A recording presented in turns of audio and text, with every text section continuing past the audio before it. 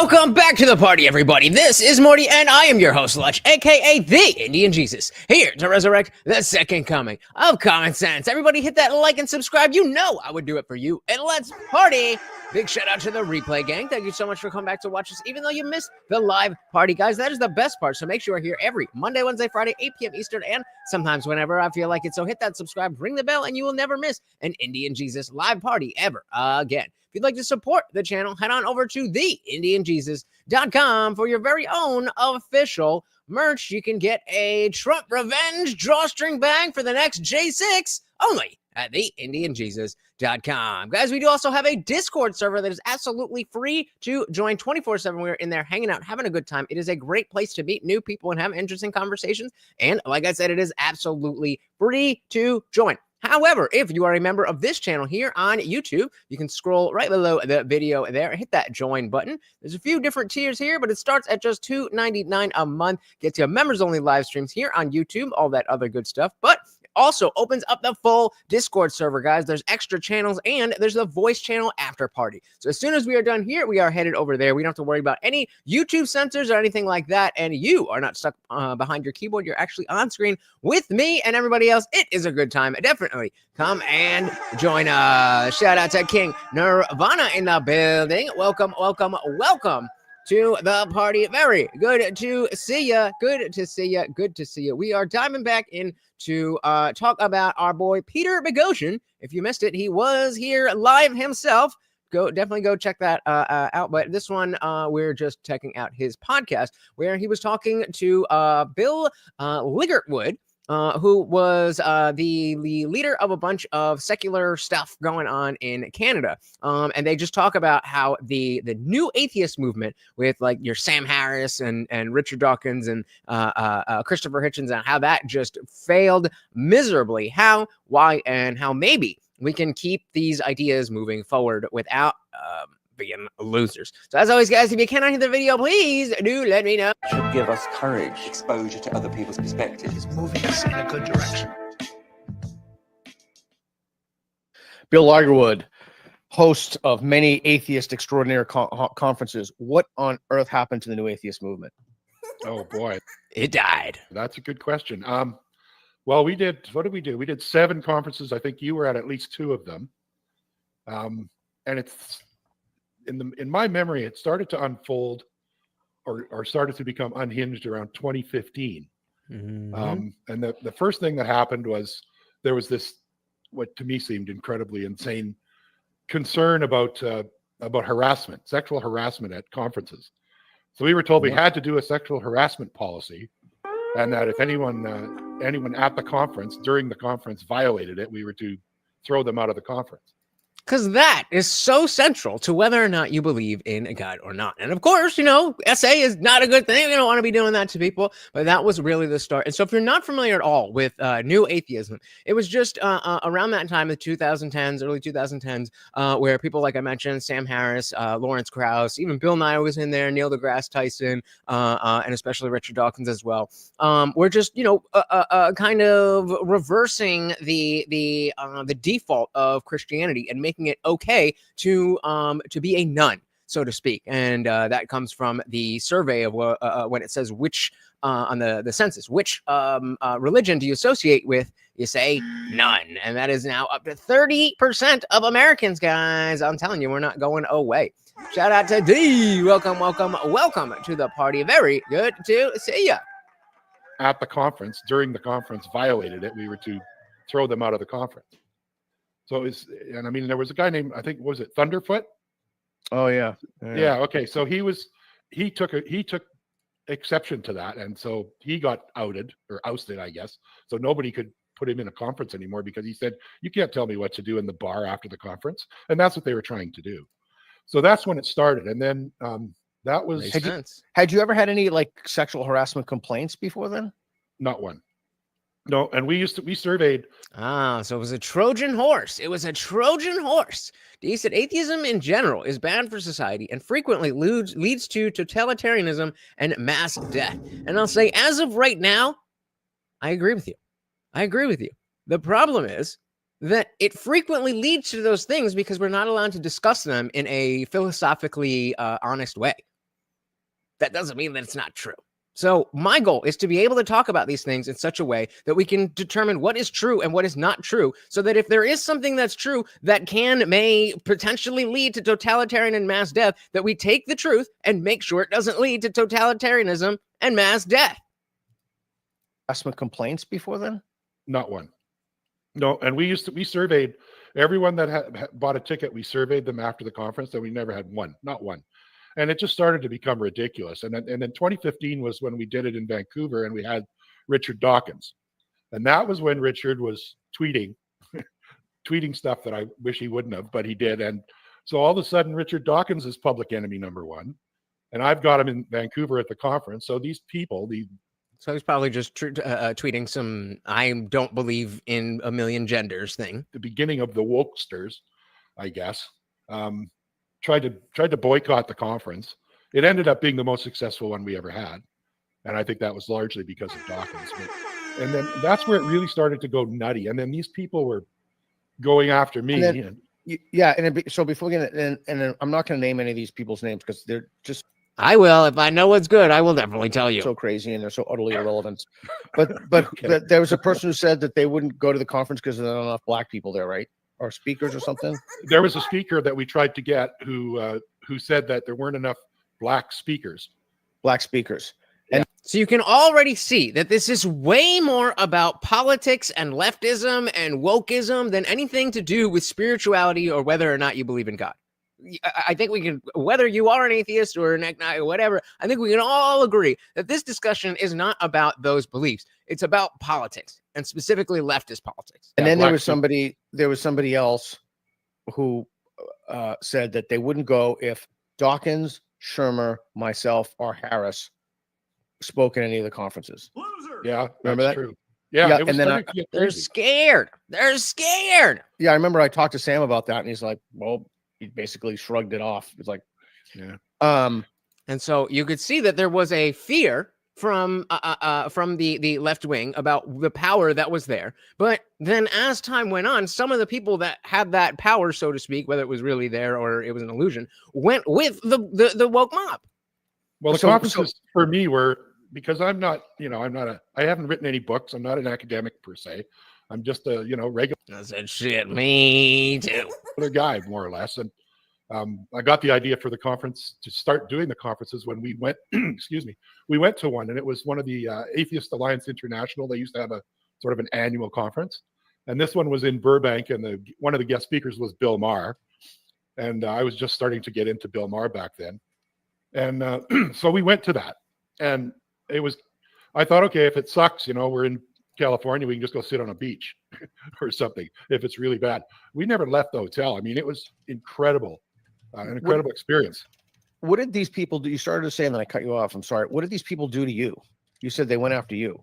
Oh, okay. Yeah. So that's how I started the conference. So after 2015, which was the biggest, the most successful one we had, I started to get just nasty emails, like hate mail. And it was, I mean, they were putting out stuff saying that. Not from Christians, right? Not from Christians. No, from people that were at the conference 2 years earlier. Supposedly. The cannibalistic nature of the left. The left. My whole goal here is to show the difference that all of the things that we're going to complain about, the three of us on the screen that we're going to complain about within the atheist movement, all have they have one thing in common. They are leftist politics. They have nothing to do with whether or not you believe in a God. Atheist. What were they saying? Well, they were saying just saying that it was an awful. They accused my wife Kathy and I of having sexual soirees in the hotel with like kids and stuff. It was just getting completely absurd, out to lunch absurd, and they were pissed off because. And so again, remember, if you look back at 2015, around that time, who was the party that actually did care about this stuff? People who voted liberal. Now just like, oh yeah, you're out there doing this, that, and whatever to little children. That's progress. I tend to disagree. He said rationalism and materialism only works when sitting on the foundations built by Christianity, and even then it will eventually destroy those foundations and then fail. I'm with you for the very top one. absolutely. When sitting on the foundations built by Christianity, which is what America is. But until I see that there is no way to follow the truth and not fail, then I'm going to always follow the truth. I'm not willing to say, okay, well, the truth is going to lead to our failure, so let's lie to everybody. I'm sorry. I'm just not going to do that. They were Unless you can, unless we can prove the claims in the Bible are true, then we are all on the same team again. But we can't say this is the truth. They think maybe, but the thing that you think is the truth is very bad because it leads to this. But we also have, the Crusades and all this stuff. Like, yes, Christianity today is very different than it was in the 1500s. But let's not pretend that there was no violence associated with Christianity or especially Islam. And let's not pretend that the dogma, that's the same thing under Christianity and Islam, is not going to lead to future violence. And just because you're a Christian doesn't mean that they won't consider you part of the secular world. out to lunch absurd, and they were pissed off because they were coming to it. So let me just to type on that. D, I'm not here to convince anybody that atheism is the way to go. I'm not here to say that you should not be a Christian. But by saying stuff like this, you're certainly not going to convince me that a God does exist. What I think is more important is the manifestation of how this plays out in society, how it incentivizes people to behave or doesn't incentivize people to behave in the right way. Islam is a different beast entirely. Dilly, we can agree on that. Islam is worse than atheism for society. And again, once they come here, we are all in the same boat. So we may as well try to get along before then. Of this out to lunch absurd, and they were pissed off because they were coming to it, and I wasn't going along with their bullshit anymore. So they were upset at me, because I wouldn't not bring Dawkins in or you or Shermer. I said, no, the hell with you. I'm bringing whoever the hell I want. It was kind of a 1 or 2 person show. We didn't have a committee, so. It just started getting, and then and another part of it that really clued me in was when Lawrence Krauss got into some trouble. The BuzzFeed article. Yeah, you remember that. So that was probably more 2019, somewhere in there. I believe it was before Rona stuff, but it might have been in there. And there was accusations, and this was right. This is right before you saw a very big the current resurgence in Christianity that we're seeing, the Nala Rays and Russell Brands of the world. This was right before that, and so it kind of was a death nail in atheism being something that could be socially palatable as it was at the beginning of the new atheist movement. DC, I'm just debating, my friend, putting out my thoughts so that we can debate and I can move my positions based on whatever new information pops up. Totally cool. I just want to let you know that I have a different lens that I'm throwing this through. So I'm not saying you shouldn't say anything. I'm just letting you know where I'm coming from. Now I know where you're coming from. Beautiful. And I defended him completely because he came to, I think he was at 4 or 5 of our 7 conferences, and I never had any. Not even one person even mentioning that he had done anything inappropriate. So I was defending him, and I was told that I should be killed for defending him, and he should be killed. And if I have him at the conference, be killed. Yeah, oh yeah, that's the kind of stuff it was. It was just insane. Sounds like the right, or sounds like the left. Oh, it just got really, really, really insane, and then. We had another. So that's the game we can play. When we talk about what their whatever accusations or whatever, does it sound more like a right-wing atheist or a left-wing Christian? That's the game. One in Vancouver, So far, and the last one we had was in Toronto. Left-wing, and that was Christian. where the woke really started to show its ugly face, and it was just bizarre stuff going on. Like people in Ontario, I think are it must only be second to BC in terms of wokeness. So he is based in Canada. What was his thing here? Bill Ligertwood was one of the largest organizers. I can't talk today of atheist conference in the world. He and his wife organized and managed the INR, Imagine No Religion conferences, which took place in Canada. And yeah, so that's who that is. Because they were I just want to be like crystal clear about this. The people sending you death threats, the people saying you should be killed, other people should be killed, all these people are leftists. These are not Muslims. They're not Christians. They're not Hindus. They're not Sikhs. They're not Jews. They're atheists. They claim to be. Yeah, Yeah. that's what they claim Yeah. to be. I mean, Oh no, they are. They are. There's no claim. They definitely are.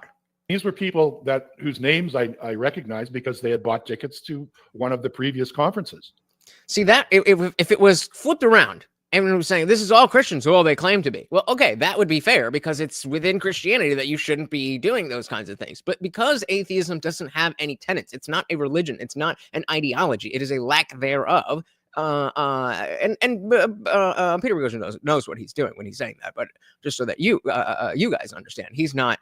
Peter Boghossian himself is an atheist, as they're discussing. So when he phrases it that way, I just wanted to make clear that why he's highlighting that is showing the rift in the atheist community, and that rift being a political one, not an apolitical one, a political rift. And then they all just sort of at the same time decided, that I was evil, and so they weren't going to ever come to the conferences again. And they didn't. And there was no They went to Pride instead. evidence whatsoever that you were having sexual soirees with children in the hotel with your wife. There's just literally No. this is completely fabricated. Okay. Absolutely. I'll be honest, Bill, I would love to talk to you. I'm just saying, if I saw a picture in the newspaper and somebody was saying this dude was doing that, I'd be like, I'm just messing. Absolutely. All the stuff they were saying was fabricated. The whole Lawrence Krauss thing. Oh yeah, he must be harassing women at the conference and getting it on with women at the conference and blah blah blah blah blah blah blah. And I'm like, no, none of that is happening. There's never been even a hint of that. But they just didn't believe me. At one of the conferences in 2016, I think, they actually this group of people in Vancouver that had decided they were going to come anyway, sent out, they kind of had like harassment police at the conference going around making sure nobody was harassing anybody. And did they find anybody? Probably not. He's like, could progressivism be an inevitable outgrowth of atheism? I would. So again, as of today, absolutely. As of today, absolutely. But that's only because when we say atheism, we're unjustly saying that instead of Christianity or instead of religion. So the fact of there not being a secular moral structure is the reason that progressivism could be an inevitable outgrowth of this nastiness. So atheism doesn't have to be this nasty thing. I've been an atheist the entire time you guys have known me. I'm not like that. So maybe, but the point in the question that the reason that your question of can it lead to atheism, that doesn't really mean anything in terms of how people behave and what policies are, and because atheism is not any of those things. Atheism doesn't have any of those tenets like Christianity does. So theoretically, yes, but that doesn't need to be a bad thing as long as we have a moral structure for people to follow. That's what's missing. That's what's missing. When people throw away Christianity, when people throw away religion, they throw away their moral structure. It's not that you have to believe in a thing in order to be a good person. You have to have principles. You have to have a structure of morals to be a good person. And you don't need a God for that. That's the Buddhist conference, going around making sure nobody was harassing anybody. And I got a good report card at the end of that. They said, yeah, well, we didn't see any examples or evidence of that. And I said, well, I could have told you that. There wasn't any because it wasn't happening. I said, no. Check the last stream. That's a whole discussion, and we went through that in the last stream where I was going through the Christians versus progressives debate. But basically, it doesn't need to be. It's just the empiricism of understanding that when we want society, we want people to flourish, and we don't want people to suffer. And so once we decide those are the rules, just like the game of chess, where there's no how do you base your moves in chess without Christianity? What? Because there's rules. You go based on the rules. And the rules may be based on what Christianity says, but they're not. They don't have to adhere to Christianity specifically. So it's nuanced, but it's not an either or. Evidence of that, and I said, well, I could have told you that. There wasn't any because it wasn't happening. I said, nobody goes to an atheist conference to harass other people, and I don't think. I mean, maybe nowadays. And I don't think people go to an atheist conference to get laid, I mean, maybe nowadays they do frankly. But Yeah. if they do, because it's a pride provider. they do, who Pride cares? Yeah. None of my business what they do after the conference. I mean, they're not Yeah. getting it on in the middle of the conference, so what do I care? So it just got absolutely crazy, and that's what started it. And that was, by the way, when shit started to happen to the amazing meeting. That's right. Yeah, and That's right. what's his name? DJ, right? Was it DJ? Yeah, DJ Grotti. DJ Grotti. He was getting into shit along the same lines. People lost their minds at him. Oh yeah, I know. And He's gay, and that made it worse because I think they looked at him as a traitor. Oh well, that's probably true. Yeah, that's probably true. 100%. Anyway, I had him at one of the conferences actually because he supplied me with a thing to give away, like a couple of tickets to TAM to give away as a door prize, and so he came to that one conference, and then we communicated quite a bit afterwards, and it was the same shit. There was this ridiculous, no, you're not being fair to women or minorities or whatever the hell it was. How dare And then what was it? Shortly And again, does that sound more like a based atheist or a woke Christian? after that, I think James Randi just said to hell with this and shut it down. Yeah, and I remember I spoke at TAM. The theme was authenticity. I remember I spoke there, and there was like, I don't know, like 1,800, 2,000 people. I mean, those were massive conferences.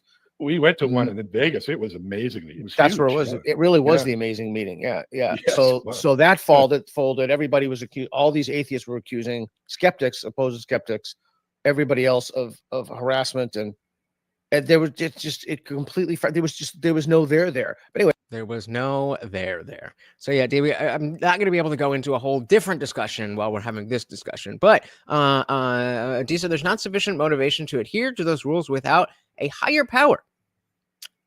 Okay, maybe. Do you know that for sure?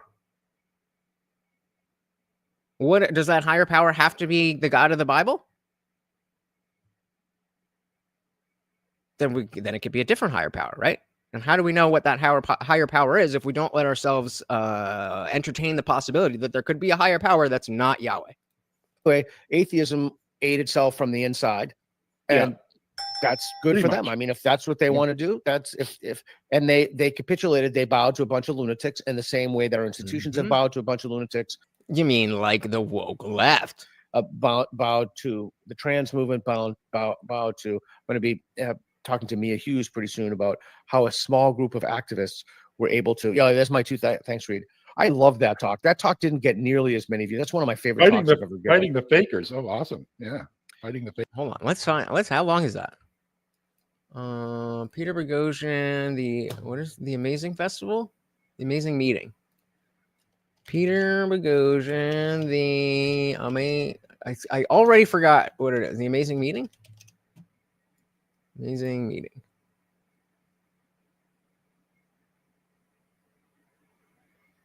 This looks too recent. 11 years ago? How long is this?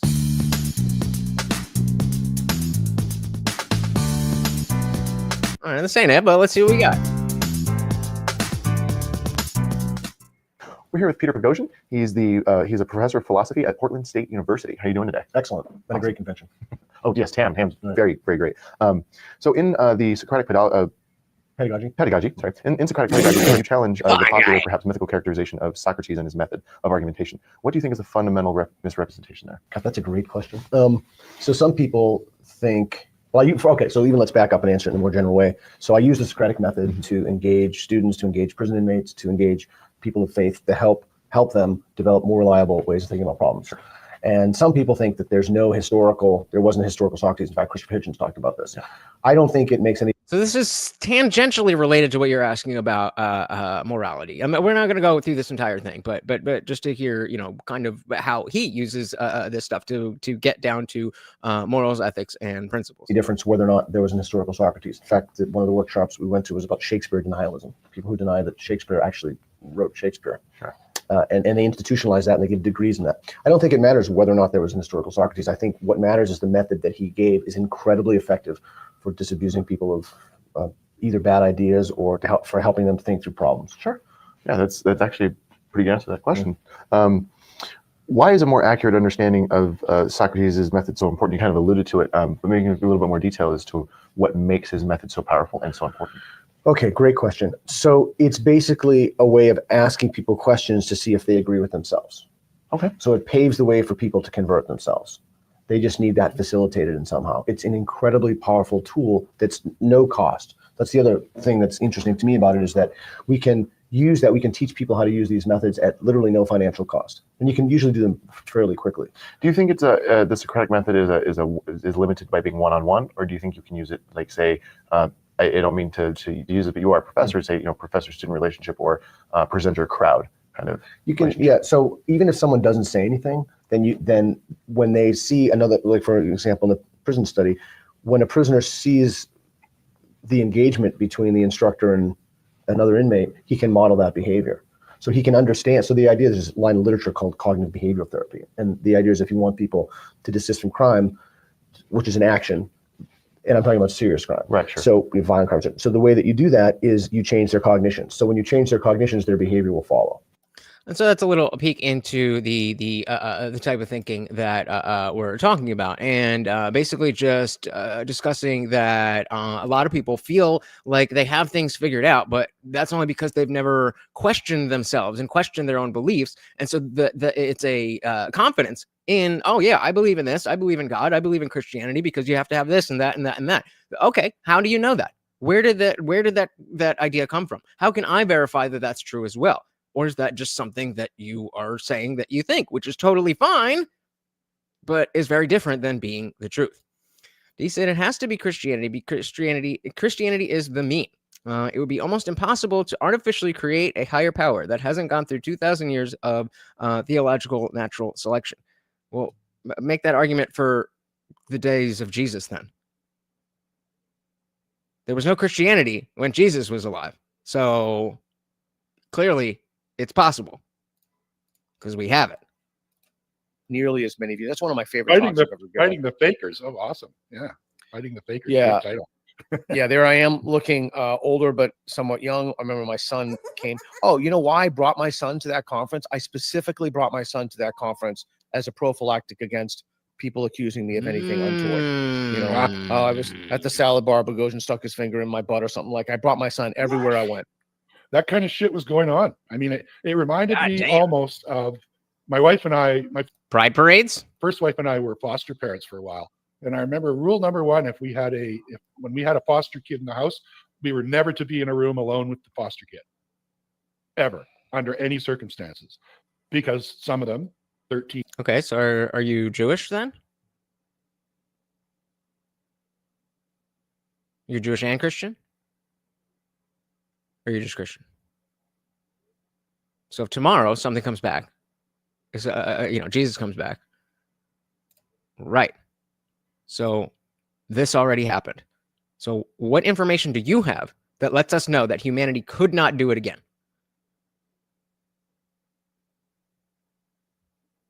Yeah, you're just a Christian, and there was no Christianity when Jesus, the person that you follow, was born. So if you're saying Christianity is the meme, how do you know that there can't be another meme that is not only another one, but better? You don't. 12, 13-year-old girls especially, they knew the system inside out and backwards. And they could just say, oh, he abused me, or he whatever, right? Well, yeah, the thing about atheist conferences, skeptical conferences, they could do that anyway. Yes. Even with a room full of people. But I thought, well, my son will provide a little shielding. I just kept him with me everywhere I went. Yeah, that was probably a really good idea. and then anyway, after 27. There we go. So in thousands of years, maybe that truth comes out, and that's what I'm after. I'm after the truth. If Christianity is the truth, then in 10,000 years, we will know that that was the truth. If it's not the truth, then in 10,000 years, we will know that, in 10,000 years, we'll know that Lutch was wrong. Worst things have happened. It's happened before. It will happen again. Maybe I'm wrong. But all I'm saying is that the default that Christianity is the truth and the way that society should run politically, that's just a claim that people have made. And there's no actual reason why that should be sustained. Especially if we can find a higher truth that brings us closer to a real higher power that is antithetical to Christianity. So if And that's why we're coming from different angles, because I'm making a truth argument and you're making a pragmatic one. But I agree with the pragmatism of your argument. I just think the truth supersedes that, because I don't see how a higher truth and a closeness to a higher power can be worse for society than being further away from God. Can you explain to me how you think being further away from God would be a better society than being closer to God? 17 was the last one. That was in Toronto. And at that point, my wife and I just said, this is getting absurd, so we're not going to do it anymore. And, lo and behold, I don't even think there's any atheist type conferences that are even existing anymore, are there? Nope. Shout out to Atheists for Liberty and the great Thomas Sheedy. Hopefully they are, the coalition is building up, and there's other, the American atheists and stuff are still out there, but because of all this stuff, they're very weak, and they've been fully infiltrated by the woke left, and so they're nothing, because it's just wokeness on top of wokeness on top of wokeness. It's just another group of woke people talking about being woke. There's nothing special about atheists on the left. They're all like that. It's not a philosophical endeavor into creating a moral structure without a God. It's just, God sucks. I want to do what I want. And that's not what all of us are like. And I completely understand why people think that, but it's just not the case. There's one out in Ontario. Yeah, there's one out in Ontario, but he called me one time and asked for advice. He said, you've done a lot of these conferences. What should I do? And I said, you should forget about it. Don't bother, because you're just going to give yourself nothing but headaches. It doesn't matter what you do. It's going to be wrong to somebody. Yeah, fascinating. It really makes a lot of sense when you think about it, that a religious movement evolved within an explicitly atheist movement. Mm-hmm. And it really basically.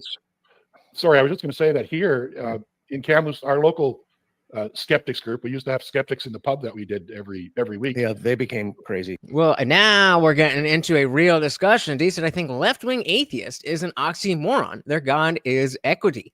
And I think that you're right. I think that you're right. And the problem is that they call themselves atheists because they don't believe in the Christian God or the Islamic God or any of the organized religions. But that's not what atheism is. It is lacking a God belief. Now, to be fair, that would still be atheism, because treating equity as a God is not a theistic God. It would be a deistic God, where the difference being a theistic God can, reach into the universe and answer prayers and stuff like that. Whereas a deistic God is more like the God of Spinoza, the God that Einstein believed in, and a God that theoretically, I believe could exist. And this is a big thing when the last time we covered Alex O'Connor, when he was talking to Dwight Schrute. And he was like, well, depending on the situation, I might not be an atheist. I might just be an agnostic, because first I have to know what it is that you're talking about before I say I don't believe in that thing. And so, specifically talking about more progressive, lowercase p progressive, not progressive politically, but more progressive Christians, when they say God, I maybe I believe in what you're talking about, but I don't know. So I have to remain agnostic. And I can't say I don't believe in that, because that is, if you're just saying God is love, well, yeah, I believe in love. If you're saying God is all of us, well, I believe we're all here. Good point. Good point. Skeptics group. We used to have skeptics in the pub that we did every week. Yeah, they became crazy. Yeah. Well, COVID completely destroyed that, not because we couldn't do it, but because all these people that were coming to skeptics in the pub didn't have an ounce of skepticism about all that. There you go. Yep. And I mean, where did all the skepticism go? Where did all the skepticism go? I mean, for Christ's sake, where did all the fucking leftism go with my body, my choice when COVID came? And let me set up this analogy here.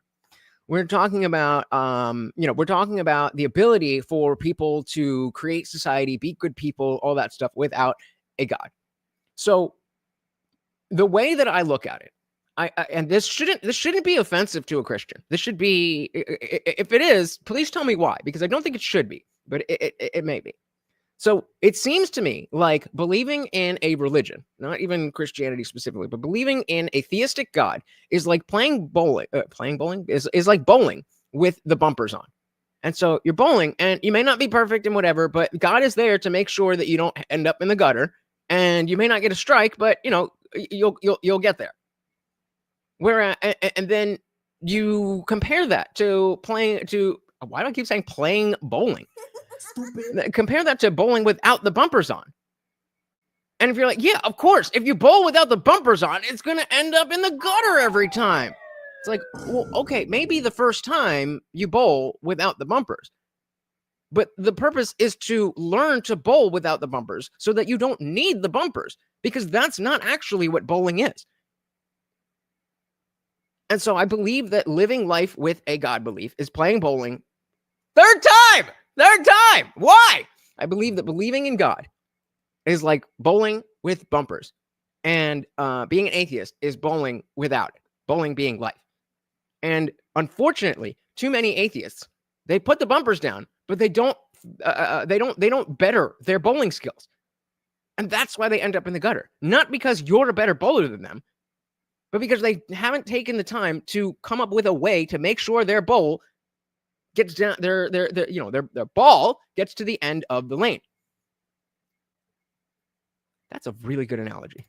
That's a great fucking analogy. Skeptics in the pub didn't have an ounce of skepticism about all that. They were all in all the way. And myself and a couple of other people I just got my booster. weren't, and so they weren't going to have anything to do with us. Yeah, that's what happened to me too. So Guys, if you do me a huge favor and hit that like button, I know how free it is and how much it helps. So if you would do that for me, it would be amazing. So it's interesting. They're skeptical about everything except certain things, and then those certain things they take as religion. Just Yeah. the same thing as fundamentalist in any religion. Yeah, it's a cult almost. I mean, I Yeah. think Right. There you go. Exactly, D. Just because you bowl with the bumpers on doesn't mean you're going to hit the bumper or even use the bumper at all. Exactly. I think this is a good analogy, right? Fundamentalist in any religion. yeah, it's a cult almost. I mean, I Yeah, think not almost. It's a cult. the You trans, can remove the trans word thing almost, is- but yeah. the trans thing is a cult. That's There definitely we a cult. And it's big It here always- in Canada. That has not had any pushback at all. We got a prime minister that's all in on that, putting out programs Not anymore. Yep. These are definitely a cult. Again, glad we can agree on that. for trans kids, like there is such a thing. And it's Base. just they're calling us Trans Canada or Tranada. Canada. And Wow, it's now- it's crazy. Like it just, I don't know. It's most people, normal people, and that's who I deal with for the most part. That's my circle of friends and so on. Think it's crazy, but everyone's afraid to say it. Mhm. Yeah, you. So right now This with the is election of true. Trump, and for as long as he's been in office, I think there's been a sea change. Oh, It's just yeah. in New Zealand for a few months, and it hasn't reached them yet. But That- you're closer geographically. I think it will hit you pretty soon. I hope so, And- because it certainly hasn't. I'll tell you that. It hasn't at all. There is now, because he said he wanted to turn Canada into the 51st state. The same people that walked around outside with masks on and put masks on in their car, they're now all buy Canadian. We're boycotting American stuff because he's going to put a tariff on it. Like here in British Columbia, where I am on the West Coast, the premier of British Columbia, this will really show him. This will teach him. He's not going to buy any more booze from the U.S. to sell in Oh BC. no. What are we gonna do? Do they even have a reason why? Like, I mean, I could get why you wouldn't want to be essentially annexed by another country, but in all seriousness, do they think that that's like going to be a war, and that like what do you think is going to happen? Why is that something that you need to be so outraged about? Why can't you just brush that off as a silly idea? That'll Oh. do it. That's what I said. Yeah, that boy, you really know how to scare a guy.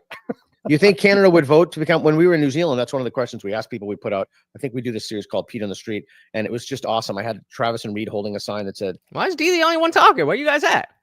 "Should New Zealand be the 51st state?" And every single person I asked said it was really interesting to me. They all said no. Some of them vehemently. And then I would say, well, if there were a free and fair referendum, yeah, there's a picture of the video. Hey, there we go. We got Dietrich in the building. Welcome to the party. It's not that it's insulting. It just seems like a bad analogy. Okay. It's in the gutter. We find God, and we aren't immune to the gutter. As guidance, sure, but not of incompetence. Okay. I mean, sure.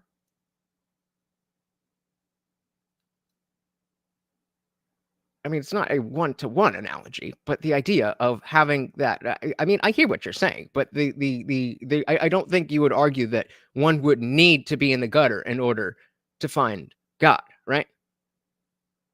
Like some people do, but that's not a prerequisite, right? Shout out to Leslie. Welcome to the party.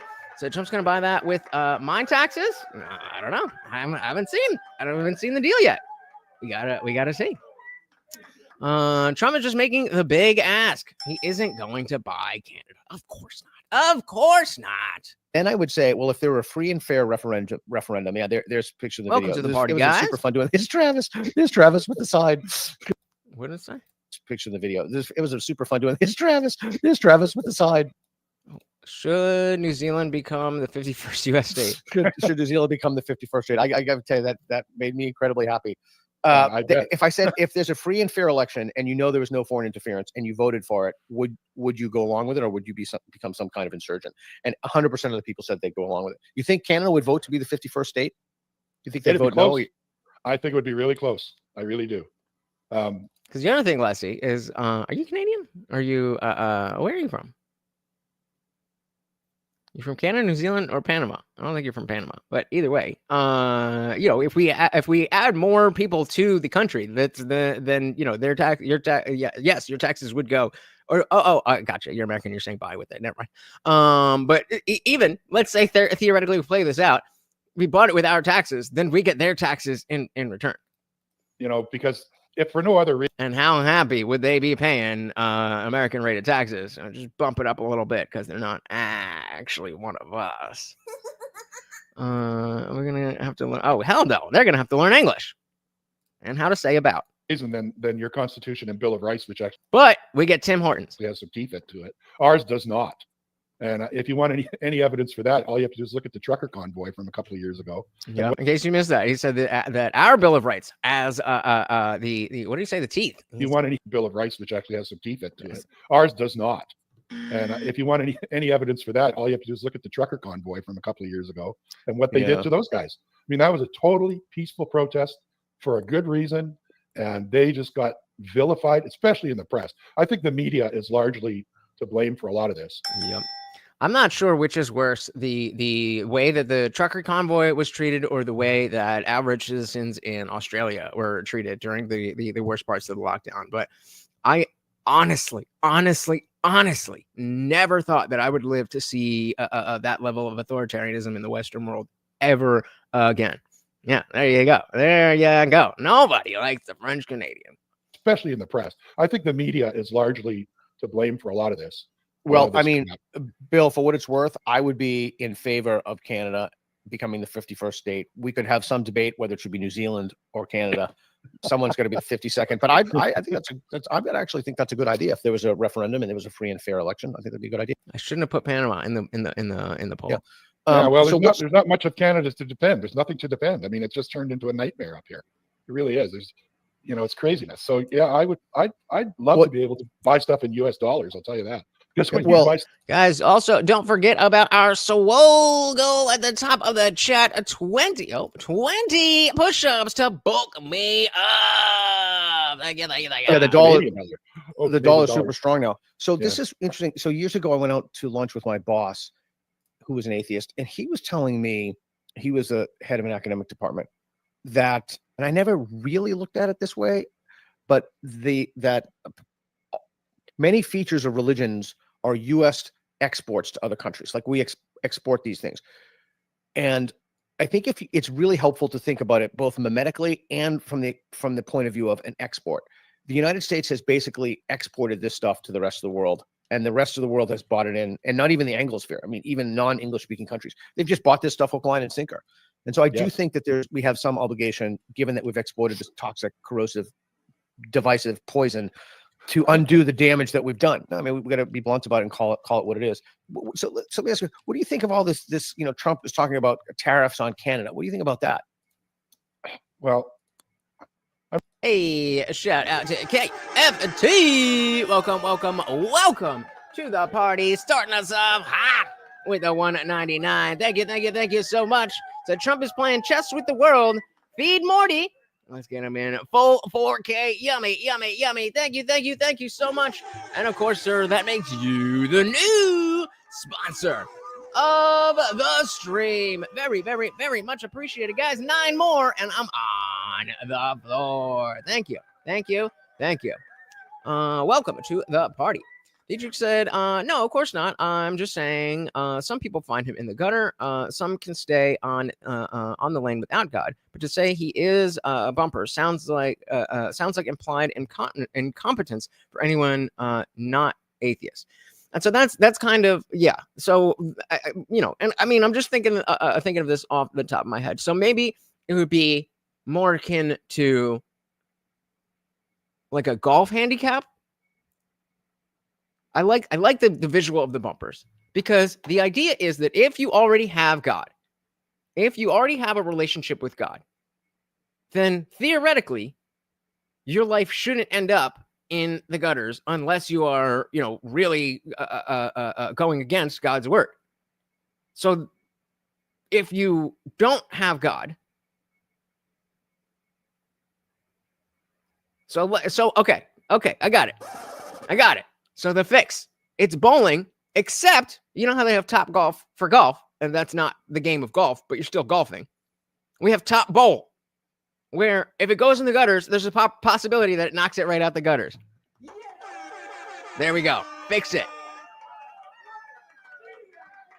Now I'm just going to start talking about Top Bowl like it actually exists. D said, this stuff isn't from America, it's from France. And nobody likes France. The gutter in this analogy would be, having your life in the gutter, where either you're not having a good time or you're behaving badly, you're doing things to destroy yourself. Just the same way we would say that anything that you could consider in real life, we say their life is in the gutter, whether they are happy or not. We could say a lot of these, like a lot of these polycules, they think they're happy. They think, or perfect example, Chelsea Handler. Who remembers the Chelsea Handler thing? Chelsea Handler morning kids video. I keep going back to Twitter to search, and it never. Is this it?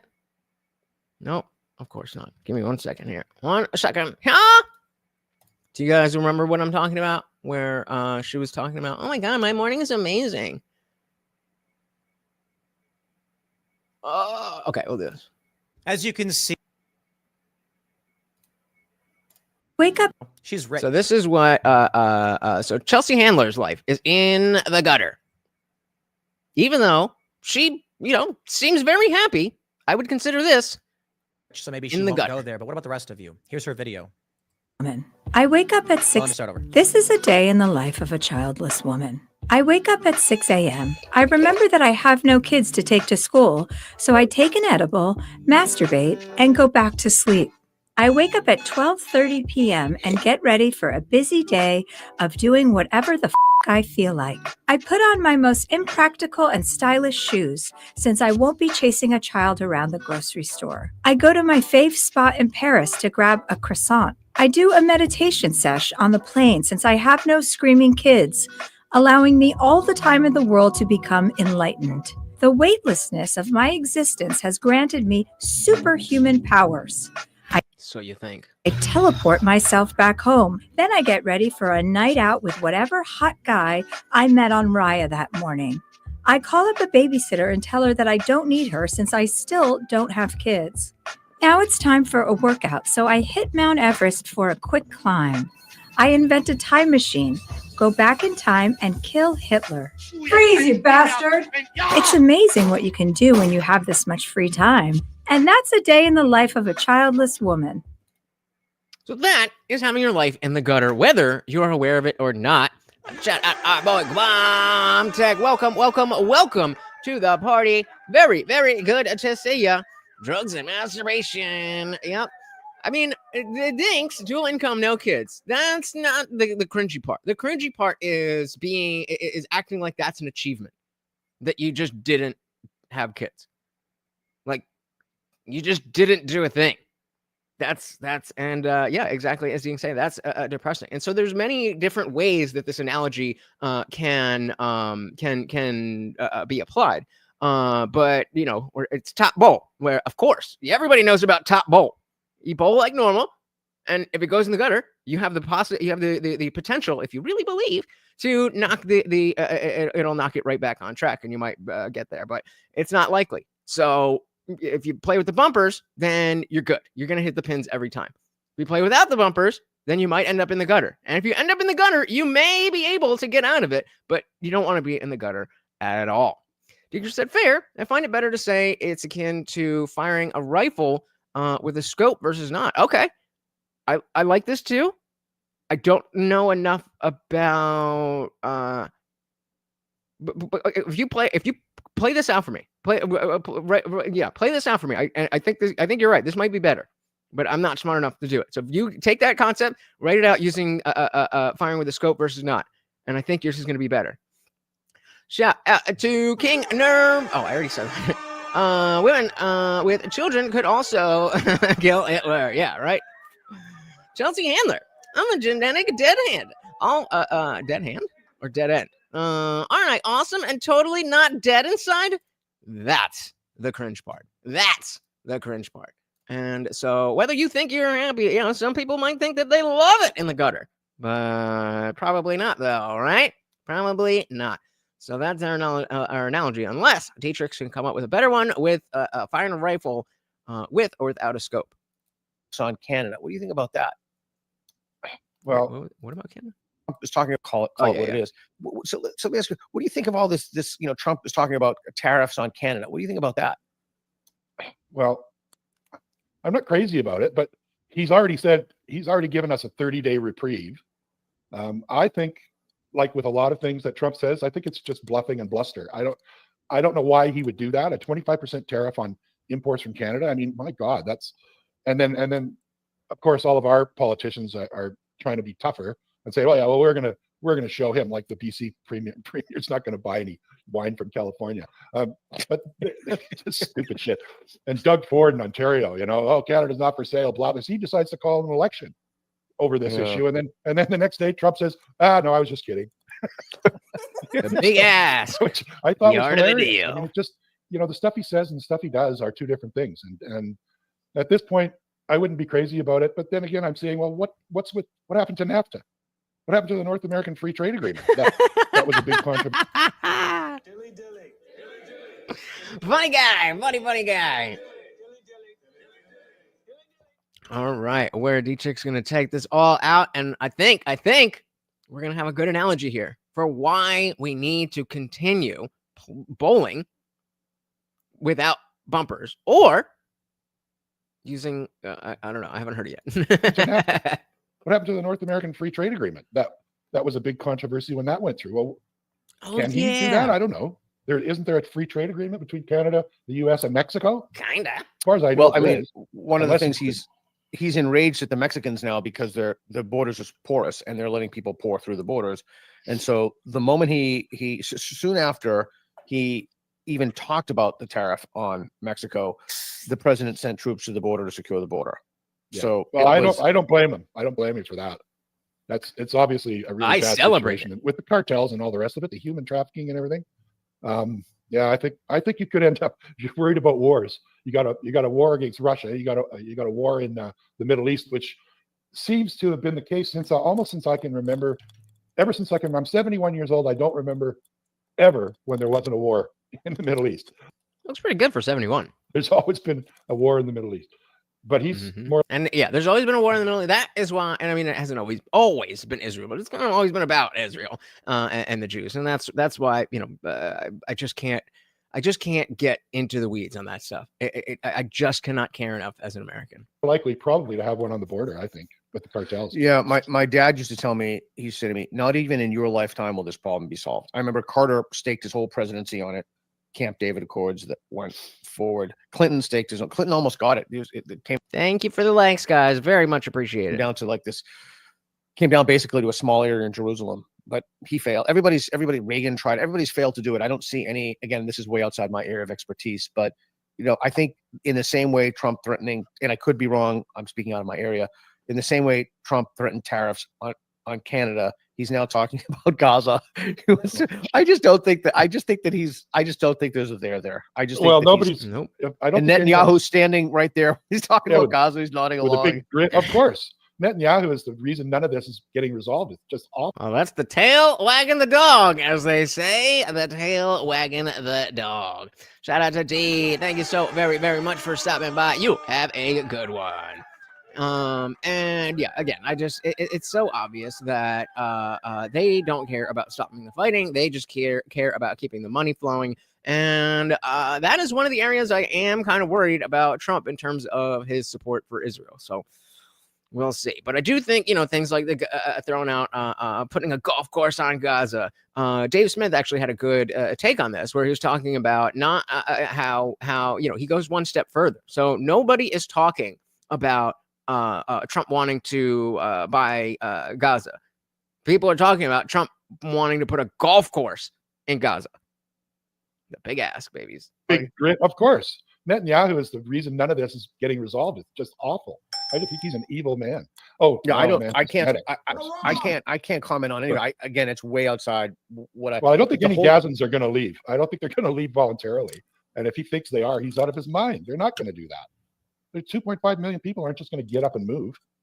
And not to mention Egypt and Jordan have both said, well, we're not taking them.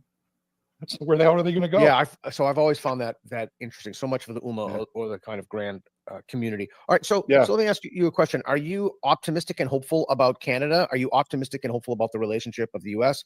with Canada? Are you optimistic and hopeful about the U.S. period? And then I want to drill down on that just a bit before I go to another topic. Okay, don't go too far because I'm old. I can remember one thing at a time. Okay, so are you optimistic about Canada and the U.S.? Yeah, I'm optimistic about Canada because we have an election coming very soon, possibly, and I think Trudeau will be out, and I think that will. Didn't he already? I thought he already resigned. This was streamed yesterday, right? Or 2 days ago. Well, am I wrong about that? Didn't he resign already? Yeah, that'll make a huge difference. Now, the party that's coming in, which will be the Conservative Party. I have a lot of problems with a lot of the stuff that they do, but it's not going to be Trudeau. When we get rid of Trudeau, I think things will change a lot, and I think the relationship between the new prime minister, which is going to be Pierre Poilievre, and Trump will probably be much better than the one. I'm positive that's true. Can't be worse. Absolutely positive. I was going to say I'm positive. Plus, Trump is if you look around the world, he's Italy, Hungary, Argentina, the Netherlands. Musk tweeting about some things in Germany and Sweden. I think if you look around the world, Trump tends to be quite friendly with countries that have conservative leaders. I can't think of an exception to that. There may be. I simply can't think of one. Yeah, I can't either. And I think our relationship will go back to the way it was, which was completely cordial. Right, because what does being at this stage not being a conservative leader, what does that mean? It means that you're probably way off into the woke end. I don't know when this happened. Well, I guess it happened in the first Trump presidency, I think, is when it happened, because most of the people I know here were appalled that Trump won that election. And they just thought, oh man, this guy's nuts. This is crazy. What's going to happen? That was me. And the same people the first time probably would have cheered this time because the Democrats made such a mess that, what are you going to do, right? You don't have. I think the problem is that the choices are just terrible. I mean, you don't have a good choice. You don't have any real choice. It's like George Carlin used to say, yeah, they make you think you got choice, but the only choice you got is paper or plastic. When you're at the grocery store. Excuse me. And now, at least in Jersey, they don't even have plastic bags anymore. And they don't have plastic straws. So even that choice is gone. Bill, Reed, is your mic on? I'm hearing clicking. Oh, Bill, keep your mic off your zipper. Oh, I'm sorry. It keeps clicking. Shout out to Reed. What's good, brother? And I thought it Yeah, was Reed. I got it. Of course, No, it's I not blame Reed for literally everything that goes wrong. Even if I've there's no noticed that. possible way it could be. It's Yeah. good. It's good for him. It keeps him on his toes. He's constantly on his toes. Then. Yeah, that was me. Sorry, I let it slip. Yeah, it's okay. Do you think that there's a future of atheism, or is it just completely toast, or have atheism largely won the battle, or like where do you see this? Well, what that's do a you good think? question. So before he goes into that, I think the future of atheism is me and what I'm saying and what I'm talking about and what I'm doing is a separation from truth claims that are either unverifiable, not yet verified, or something like that, and a return to valuing or I don't want you valuing the values, but valuing the principles that we see in Christianity, not throwing the baby out with the bathwater. And I think that is going. I don't think that's going to happen super soon because of this rise in Christianity. And anything that's not Christianity is bad. And but I do think that that's leveling out. It went to, yeah. I mean, in the beginning, everybody was Christian, and there might have been people who didn't believe, but that was not a community or anything like that. There was nothing.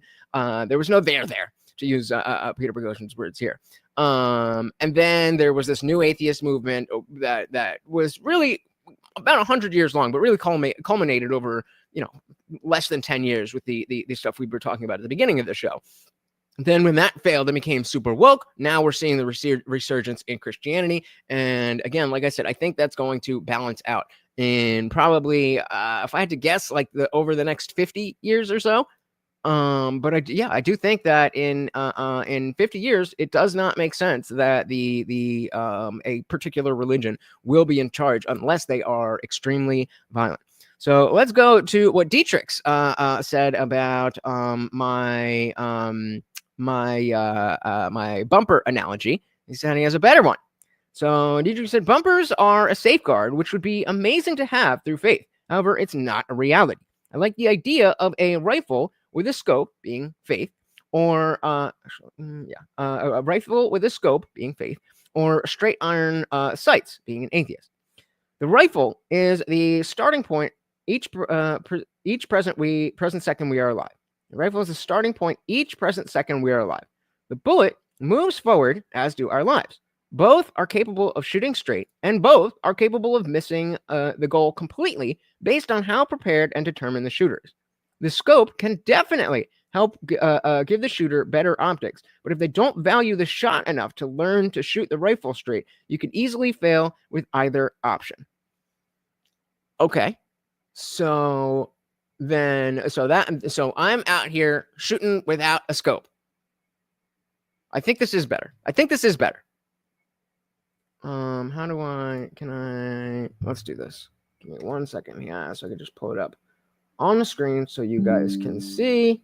Hold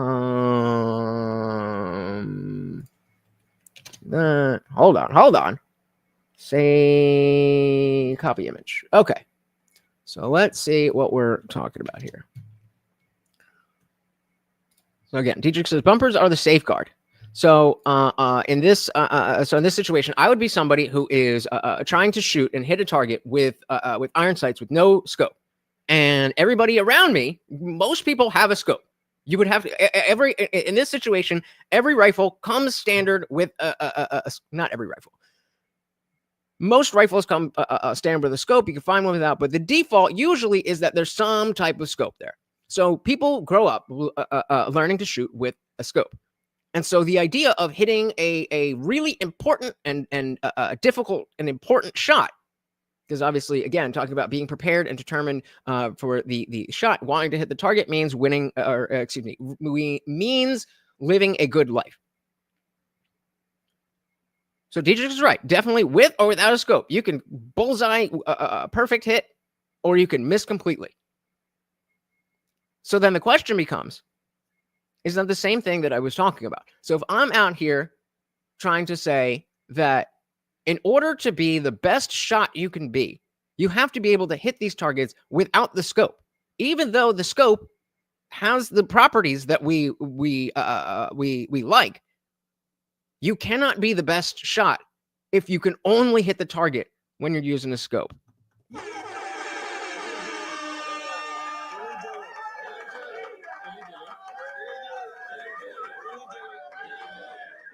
You're right. That's better. That's better. That is way better. I'm saving this in my notes because it is a fantastic analogy. I'm taking credit for the assist, but you and me, brother, you and me, that is definitely better. And I agree. I completely agree. And so if we want to be the best shots possible, then we have to learn how to hit any target without a scope. And that doesn't mean that we can't use a scope. That doesn't mean that we can't physically use a scope to help practice. That doesn't mean that we can't physically use a scope in any other context. But at the end of the day, if somebody breaks into your house and your scope is not on, or is broken, or if you can't make that shot, then what is the point of having the gun in the first place? Shout out to teachers. I like it. I like it a lot. Yeah, no plastic straws, no plastic bags. It's horrible. The straws are worse because, you buy a few of the Walmart or Target or whatever bags and then you have them. But the plastic, the paper straws, they disintegrate. And what do they all come with? They're individually packaged in plastic. All right, so let's see where he thinks atheism is going. Like I said, it's actually which gives credit to your and I'm an atheist with moral values argument. Yeah, so I mean, I think it's fair for me to say I think I could hit a target using our analogy. I can hit a target without a scope much more easily than the average Christian, not because I am a better person than you, but because what I've practiced is a different and much more difficult thing. Doesn't make me a better person, just makes me a better shot. I mean, if we're talking about life, I'm not saying it makes me a better person, but again, we're working this out as we go. But it is a great analogy. So let's see what Bill thinks of the future of atheism, if there is one. I only ask the good questions, Bill. This is why you're on conversations. This is on the big league, Bill. Yeah, I know. It's my first time. I'm a virgin podcast guest. Anyway, doing good for a first timer. Well, I'm not changing I haven't changed my view. Nobody that I know that's an atheist has changed their view of that subject. They've definitely changed their view on, or have become much less skeptical about other stuff. But I think whether there's going to. So I think he's still saying nobody that he knows who's an atheist has changed their mind on the COVID stuff. Yeah, movement like there was. I don't know. I just don't know whether that's ever going to come back. I wish it would in a way. I don't because clearly we saw that because of the fact that atheism is so small and is not anything like G was saying earlier, it's the meme. We need a meme, a story, a mechanism that carries values. There are no values within atheism. There are no values within atheism. That's like trying to build a movement, a political movement based on loving dogs. Like, all that means is that you like dogs. It doesn't mean anything about what you think about taxes or religion or schooling or foreign aid or anything like that. So I don't want another atheist movement. What I want is a secular moral movement, the morals and the values. That's what should be at the forefront. And if you're a Christian, you're invited. If you're an atheist, you're invited. If you're a Satanist, you're invited. But you have to be part of the club and do the things that we do as part of this club. Otherwise, you're not in the club. That is what we need. Whether that's ever going to come back. I wish it would in a way, because there's lots of people out there that would like to have something else but religion shoved down their throats. But Islam is on the rise in Canada, if memory serves me correctly. Isn't that the case? Yeah, it's on the rise. I think he's about to say what I'm exactly about to say. It's on the rise everywhere. It's everywhere. I don't know. Yep. Here in BC, in Canada, yeah. Here in BC, we have, like in the small city where I live. I don't think there isn't even a mosque as far as I know. Interesting. Very few Muslims, but lots of Sikhs. We have more Sikhs. Sikhs are only good for the society. You never see homeless Sikhs. Sikhs have the lowest rates of incarceration, the highest contributions to the treasury. Sikhs are incredibly very good for the society. Very good farmers. They're very good Yeah, I friends. mean, they're model citizens. We had dinner. Reed and I had dinner with Gad. What's the other what's the other one? They have the Sikhs and the there's some. I know there's a bunch of different types of denominations, but there's usually two comparisons with the Sikhs and somebody else. Gad, Gad Sad. Yep. Shut up, Gad Gad Sad Sad. last night, and cool. we talked about Islamism and the growing problems that's causing and that's facing. And he was talking about his institution that I will not name and some of the issues surrounding that. I don't like the term anti-Semitism. I strongly prefer Jew hatred. Some issues that were evolving with Jew hatred, which is just horrific. It's totally terrifying to me. Totally terrifying. Well, That's another good question. I wonder where you guys fall on I that. think, well, I think it's Israel hatred, frankly. I think it's genocide hatred. I don't think. No, I could totally care less if disagree. somebody's a Jew. I think that I there are could care people less if who somebody's a Jew or not a Jew. I'm an atheist. I don't care, but I do care when people are slaughtering civilians by the thousands. And getting away with there's a Reed put the There's take down Gad. That picture. Put all three of us up there. Put yourself in that. Yeah, that's the picture. Oh, there you Reed. go. So There Shout you out go. to Reed. Well, I have to push back on that. I did meet this guy. He's the producer for Peter Boghossian, so he's the one who was setting everything up when Peter Boghossian came on the channel. And then I saw him at Dissonant Dialogues, and we were hanging out. And cool dude. Shout out to Reed. Reed, if you're gonna be a bit at DebateCon, hit me up, bro. All right. So there's been a rise. Shout out to Funk Messer General with the $2. Said it's the Sikhs and the fines. The Sikhs and the fines. That's what I was thinking of. Thank you so very, very much, sir. Welcome to the party, a pillar of this community. We got two co-sponsors who never leave me hanging. Thank you so very, very much. Welcome to the party. All right, so I'm gonna get this poll up. I feel like I'm missing something. Keith Turbin. Yeah, what? Raj Against the Machine. I love that. So Dietrich said, to be fair, a lot of you iron sight shooters, a lot of you iron sighters shoot sideways like a moron, but you're a good shot, Lutch. Thank you very, very much. All right, thank you again. Welcome to the party, Funky Fresh. Let's dive back in here. Put yourself in that. Yeah, that's the picture. Oh, there you Reed. go. So There you go. Well, I have to push back on that. I don't. Did you see when Claudine Gay? Did you see Carl? I'm sorry, I forgot to add you before. Shout out to Carl as well. Claudine Gay and the famous 3 testimony before Congress? Wait, what the fuck did you say? Did you? I have to push back on that. I don't. Did you see when Claudine Gay? Did you see Claudine Gay and the famous 3 testimony before Congress? What the hell did I just do? No. So Reed can pull up a picture of that. I think that it is an old, revolting. I think the hatred of Israel is an excuse. I think a lot of it is rooted in jealousy. I think you have a large number of people. Well, I mean, it's the famous concentric circle thing from Bill Maher. It's just like a concentric circles. You have people who are pathological Jew haters in the middle. I think a lot of people use Israel as an excuse because they actually hate Jews and because they're resentful of Jewish success. Yeah, there's the Claudine Gay, the former president of Harvard and serial plagiarist. Oh, I did see some of that. Yes, I'm sorry, I did. Yeah. Yeah. So they spent years and years. Anything, what country are you from or where you're from is a microaggression, and your bias response teams anonymously, and you're being persecuted. But hating Jews and literally explicit hatred of Jews is just fine. Well, and Jew hatred, bile, that's fine. So I think it would be. I thought he was going to say something that didn't make it seem like he was saying that. But so our fresh poll, there has been a rise. I should have done neither. Wait. I'm going to redo that. So yeah, the question's about, has there been a rise in anti-Israel sentiment, Jew hatred, both, or I'm going to add neither. And Jew hatred, bile, that's fine. So I think it would be dishonest to say that. I mean, you can say that hatred of Israel is a proxy. Yeah. Let me put my view into a little bit of context. When the United States decided to go to war with Vietnam for no reason and was killing thousands of Vietnamese on a monthly or yearly basis, I was totally opposed to that. I was anti-American war. I was anti-war. And we got accused of the same things that college kids now that are.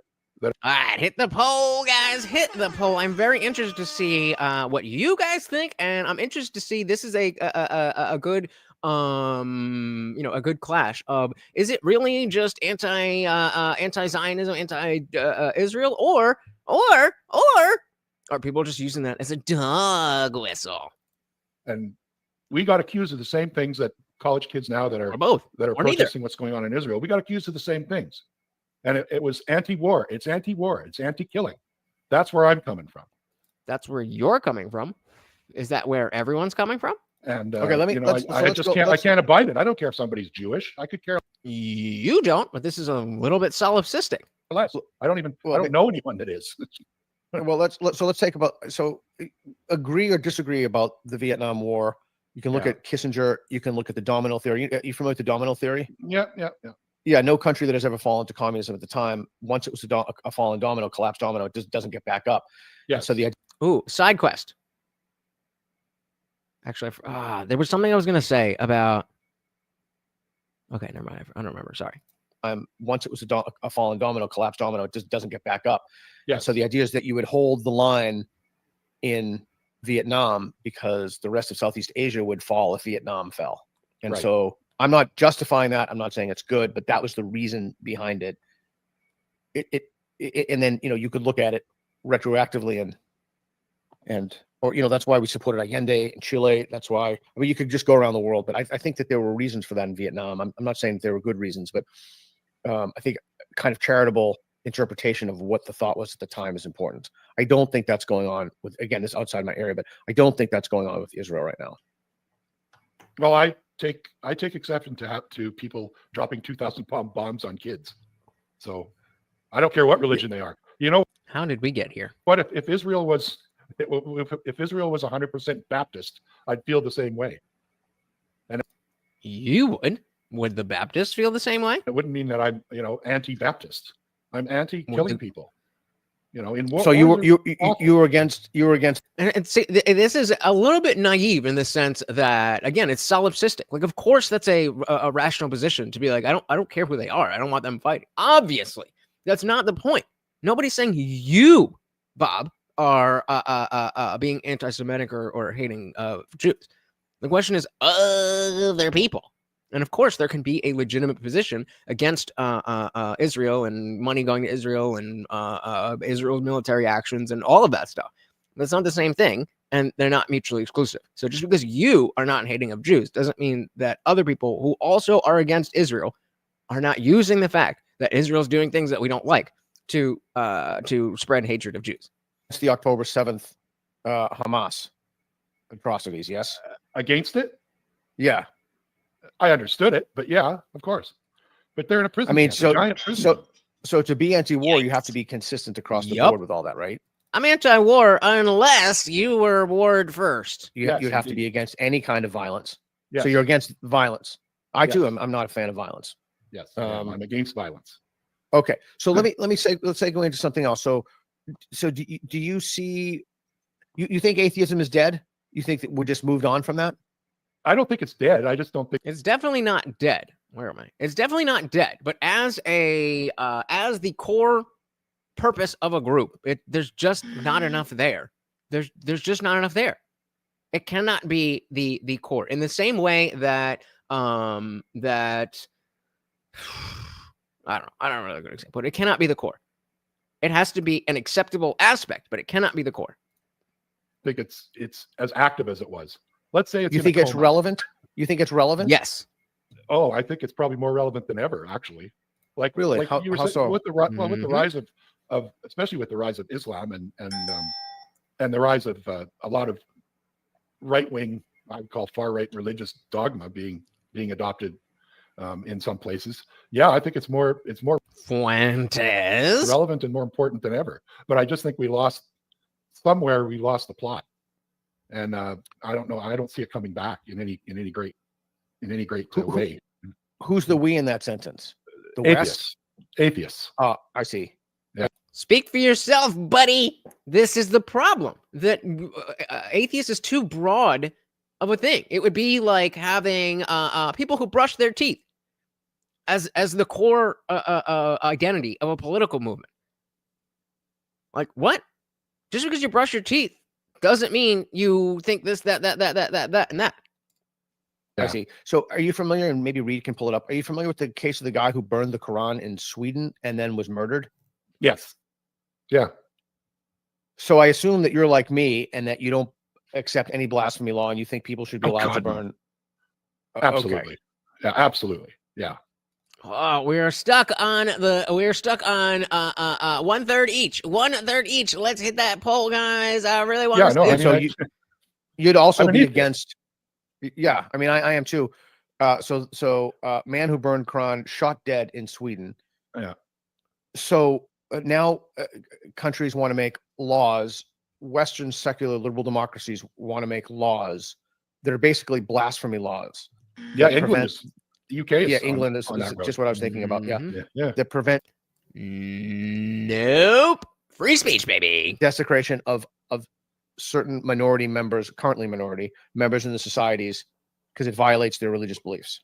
Yeah, that's insane, and that's why I wish there was another active atheist movement. I don't see it happening, but that's why it's necessary. We got to have it because people have to stop buying into this. I don't see Islam. I mean, how many billion people are Muslim? It's huge. Over a billion. Yeah. I mean, you're not going to get the figure. Those people. You're not going to change those people overnight. And the other thing about Islam is that while they may not all be jihadists, you have to be very far removed, very, very reformed for you to not tangentially be in favor of jihadist tactics and Sharia law. So even people who are, more modest, moderate Islam or Muslims are still like, well, I mean, I wouldn't kill someone for being an apostate, but I mean, they kind of should. But I think what we can do is protect ourselves from it.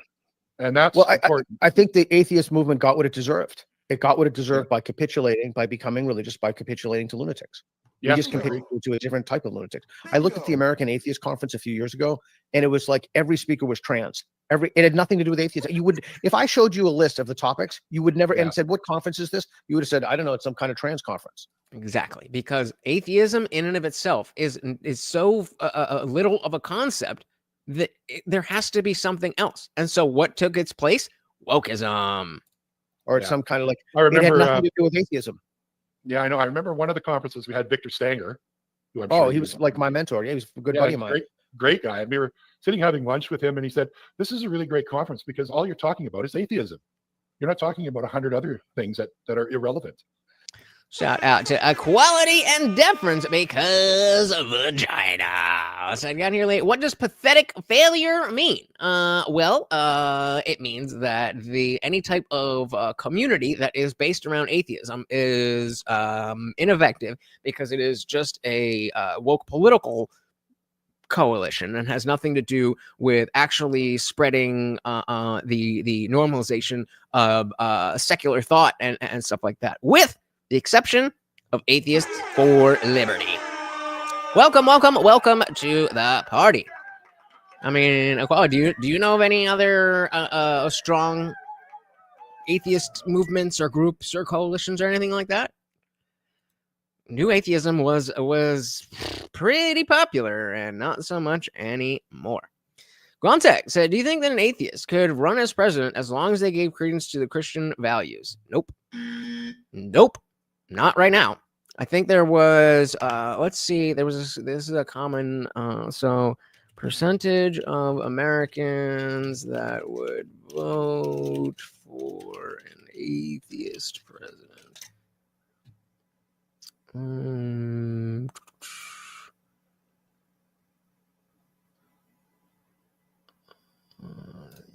Whatever. Share of Americans who, can you guys see this? Where am I? Share of Americans who would not vote for presidential candidate because they belong to a specific religion. This isn't what I was looking for. Oh, okay. Yeah. So this is exactly what I was looking for. So if you look, what are the colors? Why is red and blue? Okay. So red, blue, and total. So if we look at if we look down the list, then willing to not willing to vote for a Catholic, only 8% of Democrats, 15% of Republicans, 12 people total. A little bit more with the Jews, a little bit more with the Protestants, a little bit more, a little bit more, a little bit more. Of course, we see agnostic here, which just means that people don't really understand what atheist means. We get to Hindu and we get to Muslim, and the number one is, or they're tied. They are tied. Muslim 32% in total, and atheist 32% in total. But please tell me more. Please tell me more about how there's no barrier to being active and in the Republican Party as an atheist. The numbers are right there. So to Guamtek's question, absolutely not. Again, maybe in 50 or so years, potentially, but we will see. Quality Deference said, so hostile takeover kind of shit. Nope. As an atheist libertarian, I don't like all the political crap. Exactly, because you are an atheist libertarian, but somebody else is going to be an atheist socialist. And so again, atheism can't be the identifying factor of any group, because there's not enough about atheism for it to be something that identifies anything. All it means is that you don't have a God belief, and specifically a theistic God belief. So you might believe in a different kind of God, but you just don't believe in a theistic God. And for that, 32% of the entire country is just an automatic hard pass. Oh my goodness. Shout out again to Funk Master General. No question, no comment, just pure love of the Overlord. Thank you so much. And KFT knocks you out of there. The new sponsor of the stream. Thank you. So very, very much, sir. Let's update the banner and dive right back in here. Very much appreciated, sir. And we were sitting having lunch with him, and he said, this is a really great conference because all you're talking about is atheism. You're not talking about 100 other things that are irrelevant. And yeah, Victor was right. hardcore, man. I loved him. He was such a great guy. But I was just going to say something else. I lost the train of thought. Sorry. Thank you again, sir. 7 more, and I'm on the floor. Shout out to Master Maverick. Welcome. Said, I don't think so. The studies show that religious people distrust atheists more than adherents of other religions, even if they are immigrants. Yep. And again, I don't necessarily see why that shouldn't be the case. A lot of people who, or rather, the more that your identity is based on atheism, the more insufferable you are. Atheism should just be a technical position. Like, yeah, technically I'm an atheist, but nothing about my life is atheistic in the sense that I do this, that, or that because I'm an atheist. In the same way that gender shouldn't be a driving factor in what you do. It should just be like, yeah, this is the way that I view the world. That's it. I was gonna say, I can't wait till we get a time when your religion, thing about you or sexuality, or your religion is the least interesting thing about you or your sexuality. There you go. Yeah, I completely agree. That's the way it should be.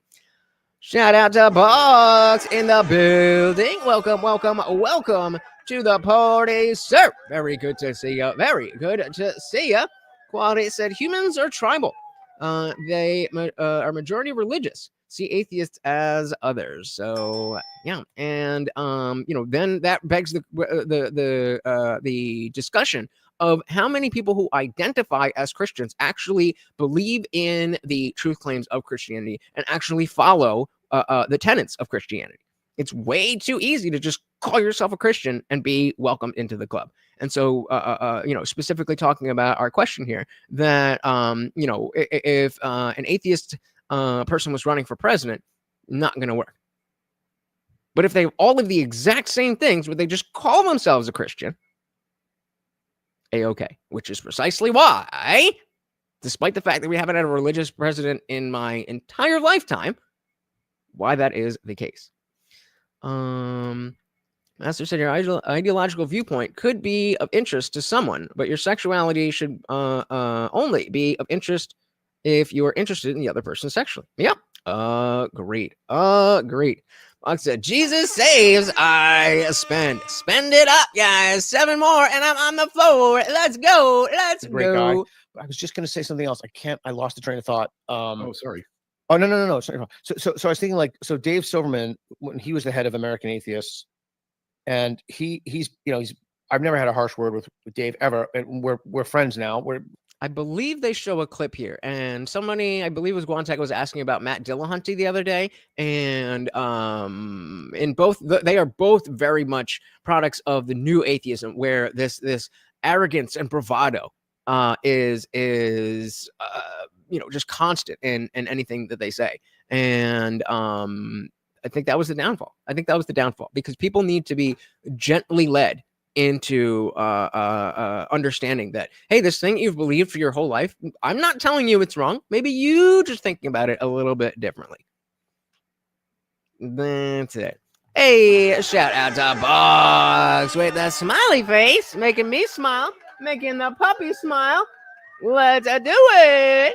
And of course, a treat for the Overlord. Thank you so very, very much, sir. One more, and we are halfway there. Oh, living on prayer. I've never had a harsh word. Thank you, Dave sir. ever. And we're friends now. We're more than friendly. I would actually say we're friends. I hope he would share that sentiment. He's a Canuck. He's a Canuck now. He lives in Calgary. Oh, is he? Yeah, I haven't seen him. He used to live in Seattle. Yeah, no, he lives in Calgary. And I was invited to his wedding. He got married a couple of years ago.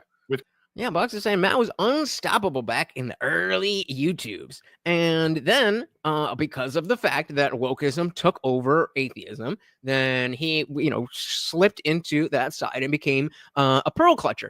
He was the guy who would go on and be like, you're fucking stupid. Just answer my fucking question. I want to do this. Why does it have to do with what, and being, staying on target, not just being a dick, kind of being a dick, but, staying on target. And then, of course, I believe it was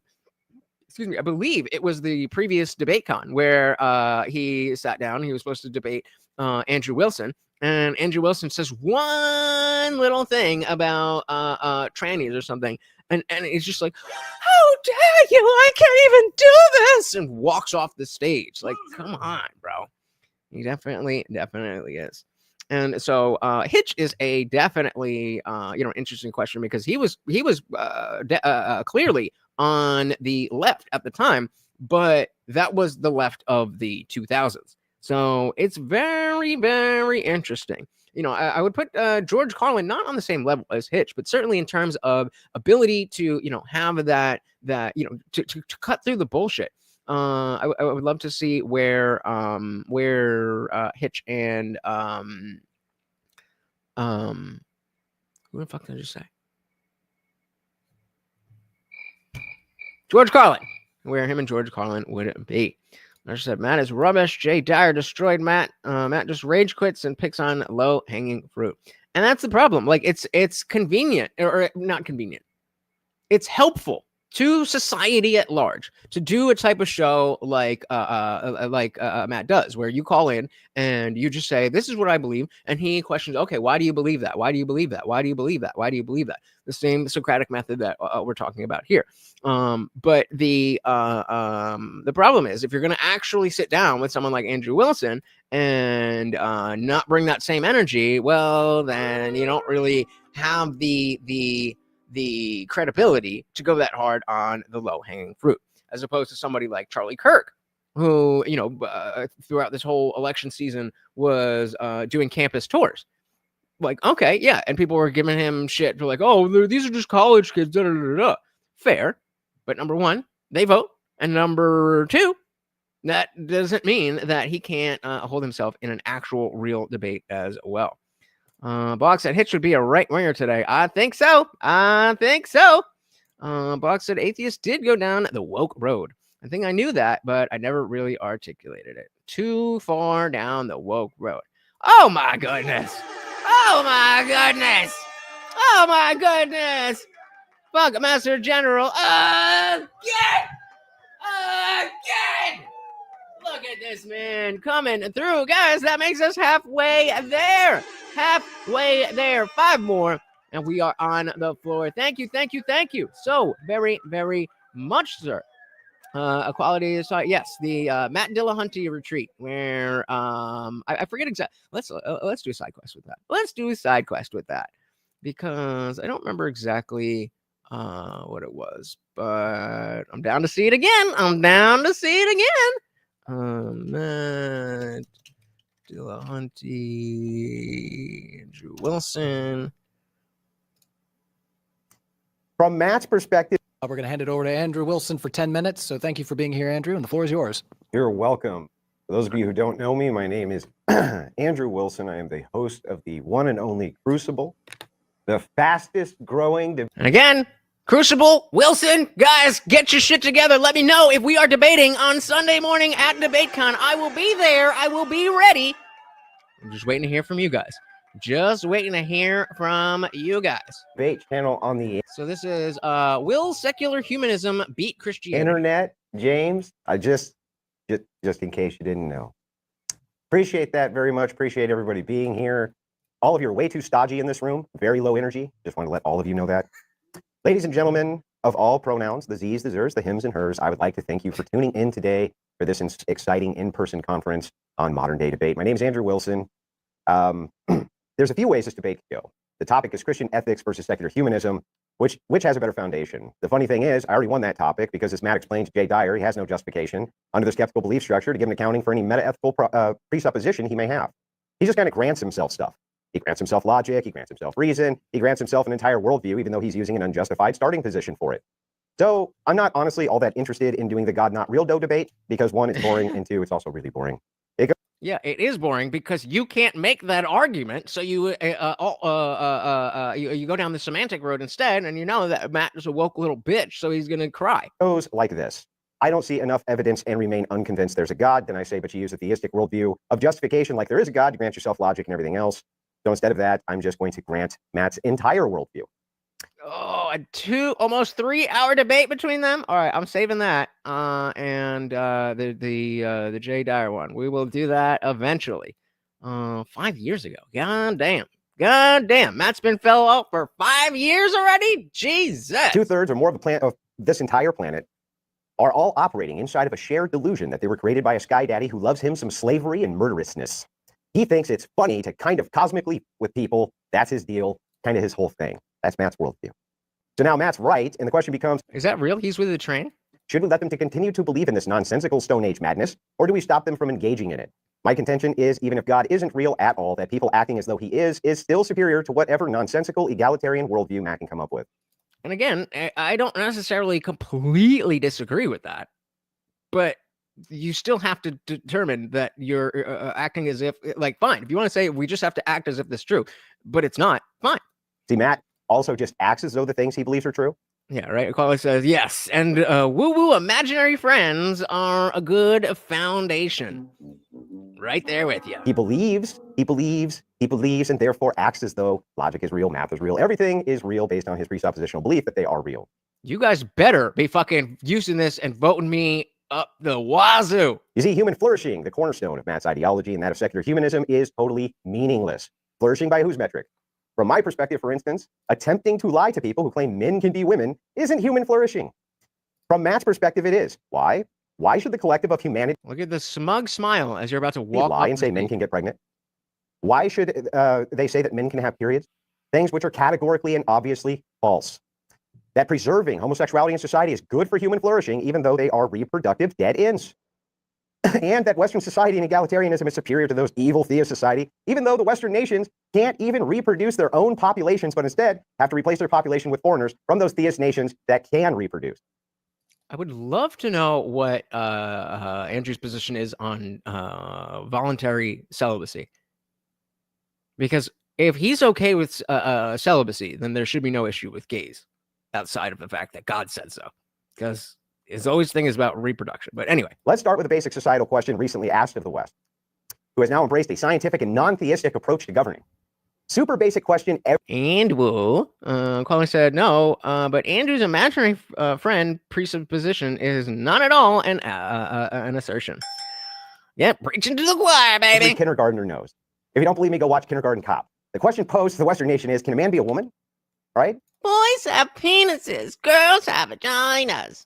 To the question of if a man can be a woman, they say the answer is yes. And the way we will decree they can be a woman is by simply saying that woman now means male. Problem solved. Thank you, secular humanists. Thank you so much. Nope, not kidding. Why, you ask, would people be this over the top stupid? Well, it's simple. The good is the good, man. We have to do what's good for human society and human flourishing. And if you don't call these deranged lunatics something they obviously aren't, they might self-terminate. So in order to avoid that, we need to make everybody on planet Earth lie to them. And you'll notice that despite a lot of things that I say do show up in secular humanism, I do not use that term because it turned into this. This is human flourishing. Just redefine shit, pretend it's true. How laughably absurd this worldview is. Matt will often say, I remain unconvinced. Well, Matt, I'm going to skip a little bit. We know what he thinks. I just want to see the good stuff. one, I remain unconvinced. Step 2, I need to be convinced, so I'm no longer unconvinced. And step 3, but God not real though doesn't matter here. I've already granted it to still demonstrate just how stupid this ideology actually is. With that, I'll yield my time, and I'm happy to get into it. Hey, James, I just sent you a message. All right. I just told on Andrew. We are going to kick it into an open discussion. So 50 minutes and let's kick it. No, I don't think so. I'm not going to sit here and dignify the preparation that I went through and what people were here for. You're so indignant. Keep interrupting me. I am. Okay. You're so indignant. Would the moderator like to step in so that I can finish what I'm saying? Please, Matt. Please. How dare Daddy, help me, please. someone have an opposing worldview? I'm not going to sit here and dignify what was supposed to be a debate about Christianity versus secular humanism, which one's better for the world. Yes. With someone who clearly showed up with an agenda that has nothing to do with that. I just Someone who refers to trans people as deranged lunatics who will self-terminate if How dare you? Isn't that your argument? You can have a trans kid or a dead kid. Isn't that your argument? you dare to question them. How am I wrong, Matt? Someone who misrepresents a quote from a debate where I said I wouldn't make a law about 9-year-olds having sex being legal with respect to the 9-year-olds, not that I was in any way in favor of it and that I was actually opposed to it, which I addressed during that debate. I bet you if I debate fucking Wilson that he brings up the dead grandma stuff. But moreover, this is not remotely an honest interaction on the front of whether or not secular humanism is valuable. Because this, when he presented his position here, has nothing to do with secular humanism. From the get-go, it's all about me. Matt thinks, Matt thinks, Matt thinks. I'm giving what Matt thinks, what Matt thinks, what Matt thinks. Yeah, he's debating Matt. Matt's position. I came in with the Secular Humanist Manifesto. And he's right. He did say Matt's position every single time. Matt's just voluntary celibacy is not a sin, but it is not a desirable path because marriage and having children is classified as a divine activity. Well, what about clergymen? Like, what about priests?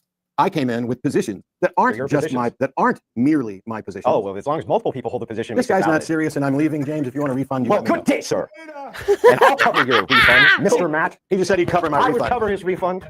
What a fucking loser! Nope. Loser! No, I'm not going to dignify a debate with someone who walked in to trash talk people and be smug and all of the things. Oh, now you care about being smug. Matt, come on, bro. This is what the woke mind virus does. This is what the woke mind virus does. You made your career on being smug to people who are just calling into your show to say, hey, I believe this. What do you think about that? That is what you do, bro. That is what you do. Insane. Insane. All right, let's dive back in here, see where we were. Oh, is he? Yeah, I haven't seen him. He used to live in Seattle. Yeah, no, he lives in Calgary. Then I was with his invited girlfriend. to his wedding. His Claudia said, assertion, does Andrew believe a God can be a man? I think he would say no, but I'll definitely ask him that if I debate him on Sunday. Assertions and sarcasm are the bestest of arguments. Andrew is Orthodox Christian, and I think their priests can marry. But again, that may be the case. But would he have the same issue with somebody, let's say, being a Catholic priest and saying that is wrong to be a Catholic priest because you can't procreate? If procreation is the issue with gayness, then that should be also an issue with the rule that Catholic priests can't procreate. If not, then you're still allowed to have a problem with gays if you want, but you're not being honest if you're saying it's about procreation. he got married a couple years ago. Yeah, with Christine Shelska. Yeah, that's Who used right. to come she used to come to all our conferences. Yeah. Yeah. And I actually had a conversation. Is that the trainee that they're talking about? With David about a year ago, just kind of because I saw some posts of his about kind of reigniting the movement, so to speak. Yeah. So I had a pretty long phone conversation with him about that, and he's of the view that it can be brought back and that it has to be brought back. But yeah, I think it's. I remember I went to one of Dave's lectures a while ago. It was at a huge lecture hall, and Dave is just. I mean, he's just fearless. He puts in like not telling anybody. He put in a picture of the Muslim prophet Muhammad, and I immediately shrunk down in my chair and began looking around like, holy shit, what was he doing? Like I was just like, oh my god, dude. No, but it's just so interesting to me. It's a movement that got what it deserved. Like if you had asked me years ago, and Russell Blackford. So two things. I'm on the board of Atheists for Liberty, which is much less of an atheist movement and much. Shout out to Atheists for Liberty. Shout out to Thomas Shady. Card carrying member. Two things. I'm on the board of Atheists for Liberty, which is much less of an atheist movement and much more of a liberty movement. And there are Christians and there. Dave's on that. Atheists for Liberty. Thomas Sheedy runs it. I think Shermer's on the board. I can't remember. We pull up who's on the board. Colin Wright is on the board. There's Dave Silverman. Who else is on the board? Yeah, Russell Blackford is on the board. Oh yeah, I'm advisor. Advisor. Who's that guy on the left? Oh, that's you. Oh yeah, that's me. An old picture. I should update it. Anyway, Yasmin Mohammed, James Lindsay's Pinker, Gad Sad. Yeah, so it's you got everybody. Shermer. You got it's the only and again it's a wonderful organization. It's basically pro-liberty organization. You can believe what you believe, just don't enforce it on me. The same thing any kind of secular organization would have. Oh, you know what? You just reminded me of seeing a picture of James Lindsay there. The other thing I got in trouble for was when you got in trouble and I was defending you. When you guys got in trouble when you put out all those absurd research papers that all got accepted. Oh yeah, they will see the usual suspects. Put one in the chat if you don't know what he's talking about. Fake research papers. I'm sure are outraged, and they're outraged at you because. Oh yeah, you can't. Oh my God, it's so dishonest for them to do that, and blah blah blah blah blah. Fuck you. That's what I have to say to them. Don't you have any idea what they were doing? Like, how stupid are you? Like, my God. Oh, I know. Anyway, everybody knows what we're talking about with the fake studies. That just reminded me of that. Just instead of just having a modicum of honesty and saying, geez, maybe there's a problem here. Maybe we should be a little more circumspect, or maybe we should think about things. No, it's an epidemic of dog rape. Oh, I thought the whole thing I thought that was hilarious. And every time I see you in an interview, I'm always hoping you're going to talk about that because some of the papers were so insane. I mean, I don't think I've heard of all of them, but the dog park one was the best. I know that's the thing that got us caught. Yeah, that's the thing that got us caught. The dog parks are petri dishes for canine rape culture. Yeah, I don't talk about what I talked about to death. I'm kind of over it. But okay, if he's not going to talk, I want to take a little side quest.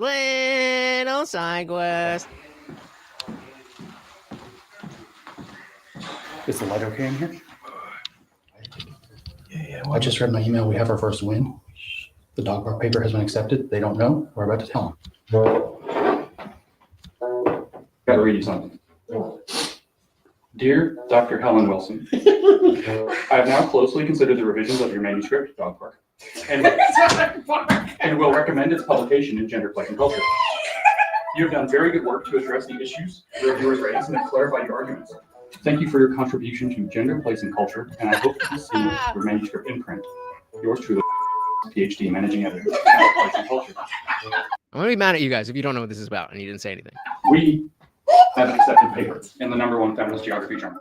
Since approximately June of 2017, I, along with two other concerned academics, Peter Boghossian and Helen Pluckrose, have been writing intentionally broken academic papers and submitting them to highly respected journals in fields that study gender, race, sexuality, and similar topics.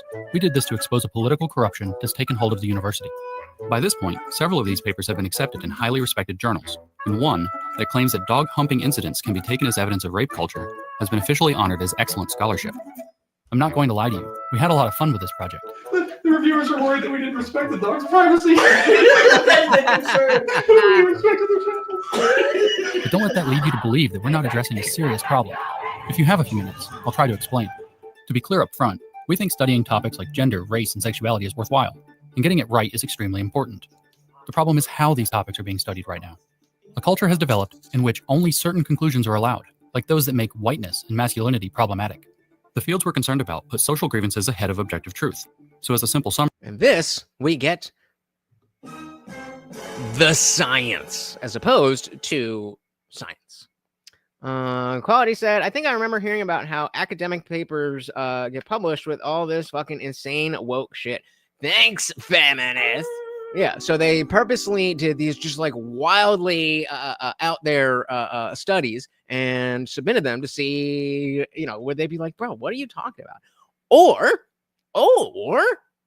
would this happen? And this happened. And indeed, science is a verb, not a noun. the fields we're concerned about put social grievances ahead of objective truth. So as a simple summary, we call the problem grievance studies. To test the depth of this problem, my collaborators and I dedicated ourselves to a 1 to 2 year secret project targeting top grievance studies journals with an agreement to publicly release our findings, no matter what the outcome. We started officially on August 16th, 2017, and by Thanksgiving, we were in trouble. We had begun ambitiously and mostly stupidly. Our first papers were really only suited to test the hypothesis that we could penetrate their leading journals with poorly researched hoax papers. Let's see what this says. Queering Plato. Plato's allegory of the cave as a queer theoretical and emancipatory text on sexuality and gender. This excuse me. This article queers Plato by focusing on Plato's allegory of the cave. Put one in the chat if you're not familiar with the allegory of the cave. By focusing on the allegory of the cave as a fitting figurative account consistent with the theoretical and practical aims of queer theory and its application. To queer Plato, it applies the thematic elements in Judith Butler's work, like, quote, the heterosexual matrix, and the emphasis on gender as being anti-essentialist to show how Socrates' view of the forms can be understood as a precursor and theoretical underpinning to much of Butler's scholarship. Ultimately, by queering Plato, I argue that the works of these two thinkers not only seamlessly comport with one another, but that taken in tandem, they provide a queer theoretical glimpse into what it means to escape the cave by transcending binaries. Yikes. Yikes. I mean, talk about abstract. Talk about abstract. That abstract is abstract. Just chock full of buzzwords. Suited to test the hypothesis that this one says in 1996, a professor at the Physics of New York University published an intentionally bogus article in the prestigious peer-reviewed postmodern journal Social Text. What is conspicuously absent from the scholarly literature is whether or not publishing bogus Sokol-style hoax papers in peer-reviewed journals is unethical.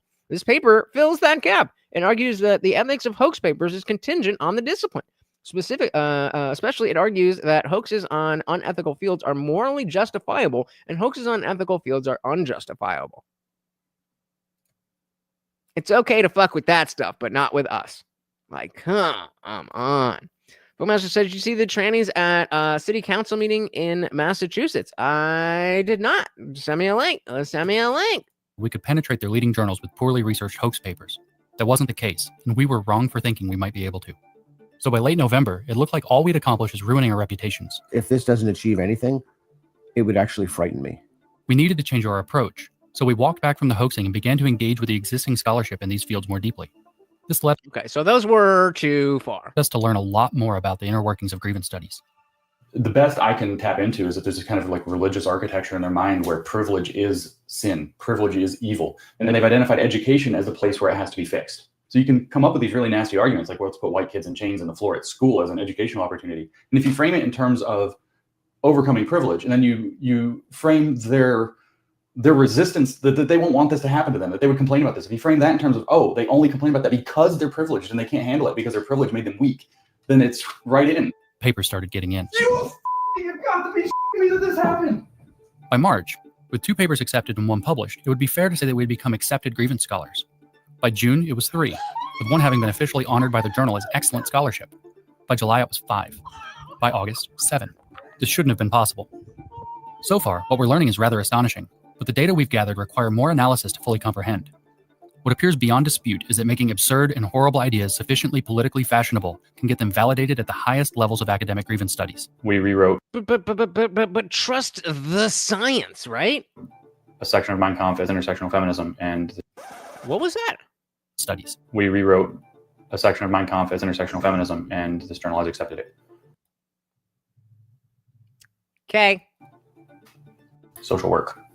This is deeply concerning because the work of grievance scholars goes on to be taught in classes, to design educational curricula, to be taken up by activists, to influence how media is produced, and to misinform journalists and politicians about the true nature of our cultural realities. No one tolerates this sort of corruption when they find out an industry is funding biased research to make itself look a certain way. The same scrutiny should apply to research when it pushes a political agenda. All right. So speaking of council, I need the city to protect me because the federal government won't. And if you think you're afraid of Trump, you should see how afraid of Trump I am. Why are you wearing that? What are you doing? What is on your face? Like, what is this? What is this? Okay. Okay. Sorry. If you think you're afraid of Trump, you should see how afraid of Trump I am. Can you wrap up, please? Yeah. Can you wrap up, please? That is the thing that went down in the second Lord. I don't want to step on his whole video, so let's skip through, and I will drop the link in the chat. Go check out our boy, Actual Justice Warrior, who will also be debating this weekend at DebateCon. How do you tell the difference? How do you tell the difference between a dude in drag and a trans woman? Yeah, Claudia said, didn't queer used to be an insult? Bingo. Yup. Gender theory is a lot like Catholicism. One never knows what the hell everything means.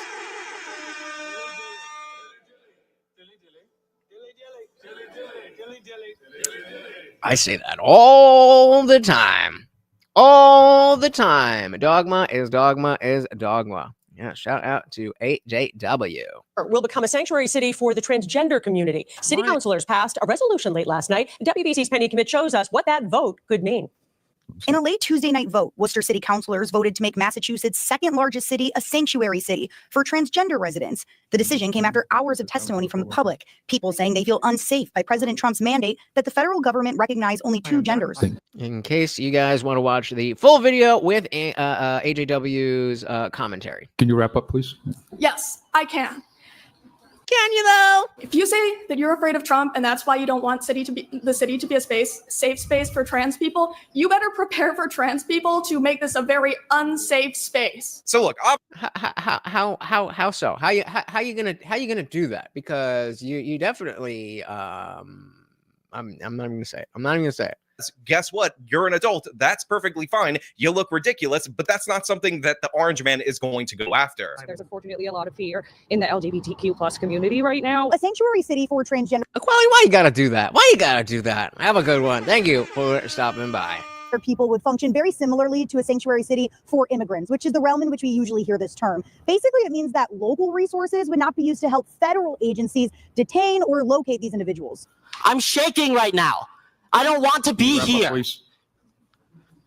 Then leave. We don't want you here either. I'm sorry. Am I taking too long pleading for my life? So again, this whole... Oh, I'm sorry. Am I taking too long pleading for my life? My life! It's my life! whole entire city council meeting that apparently went on 4 hours in Worcester, Massachusetts is absolutely crazy. From Is there anything better than that one, Funk? Or are we good here? Is trying to plead for their life. Are they taking too long pleading for their life? I'm sorry, am I taking too long pleading for my life? And the answer to that question that I have is yes. Yes, you're taking too long. Lady, gentleman, whatever you want to be called, this is a McDonald's. Please order your chicken McNuggets and get the hell out, because this is not the... Use this one? All right, we'll use this one instead then.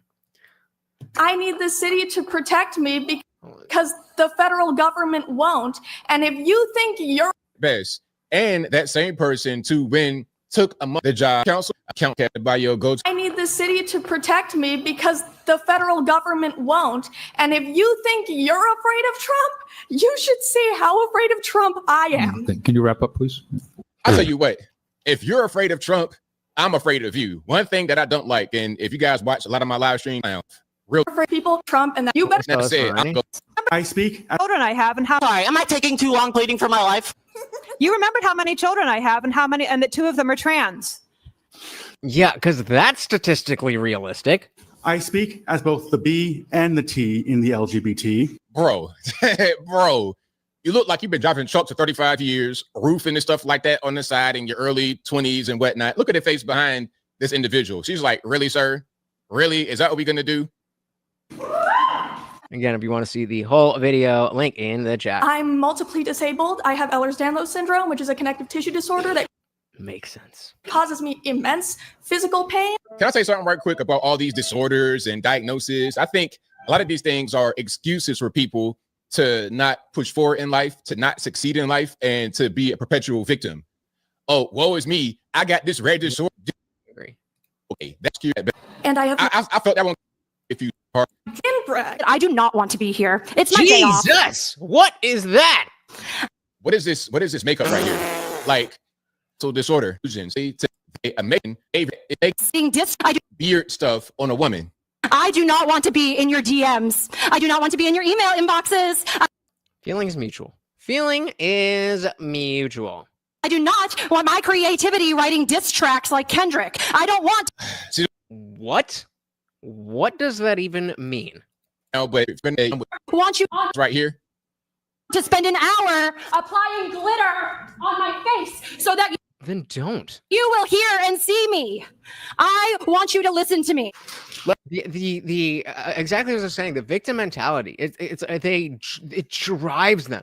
They wake up and it's like, oh, who's gonna try to oppress me today? Like, find a fucking hobby, dude. Find a fucking hobby. Let us remember that the Nazis burned the books that the Nazis burned books on gender sciences first. Now the administration has villainized and marginalized migrant workers, trans, LGBT people, and even special needs, denying life-saving and affirming care. Shout out to Dixon Sider. Welcome, welcome, welcome. Said slam poetry activism. That's pretty accurate. That's pretty accurate. Welcome, welcome, welcome to the party, sir. Very good to see ya. And even special these motherfuckers like, I can't miss this. Special needs, denying life-saving and affirming care. I'm surprised that the black folks didn't get it mentioned. I felt that coming because you were right on off all the special victim groups. Okay, you right off all they dressed found in public. Please wrap Look up. at me. Okay, we're all done here. Pathetic. We're all done. Come on. Yes, I agree. You are fucking pathetic. Of course, we need to continue celebrating Black History Month because in spite of what's coming down from Washington, we all know that we all exist and we all need to be recognized. Did she just say we all exist? I mean, speak for yourself, lady. I certainly do not exist. This is an MSNBC watcher. This is somebody that loves Rachel Maddow. Rachel Maddow's our favorite person because you're looking like Rachel Maddow anyway. That's like your person. That's mean. That's mean. Patience, whatever. Existence. But be aware that you are a guest in my house. Hello, Minnie Mouse. You're looking very good. Looking very good, Minnie Mouse. House. When you come. And when you come, know that I'm gonna come. What are you saying, bitch? you are a guest in my house. When you come. And when you come, know that there are strong, queer, and trans people in my classroom who will collect you with the quickness. Collect you? Oh, then we gonna collect you with the quickness. Y'all heard? Y'all heard? Come on. Like, what do you think you're gonna do? And at the same time, these are the same people. After every school shooting, you expect me to die for these children? My name in drag is Dee Dee Delight. And my name out of drag is Dewey Cosgrove Atienza. So is that a woman? Nope. Apparently, who said it? Apparently, that indeed is a dude in drag. Really? Here. I own Addie LaRouge, he, they, in drag, District 3. My legal name is Olivia D'Ambrosio. My public name is Livy Scanlon. My wife and I own a home. Really? You need everybody to know about your political message, and it's the difference between Olivia and Livy.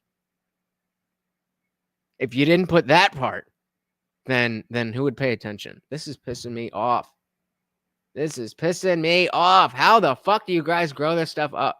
Grow this stuff out? Like, it looks like I got schmutz on my lip. It's just the hair. I hate it. I got to shave tonight. D'Ambrosio. My public name is Livy Scanlon. My wife and I own a home in the Canal District. I speak as someone who is always misgendered, like all the time. I wonder why. People refer to me like all the time as sir when I prefer to be referred to as ma'am. Oh no! How could it be? It's ma'am.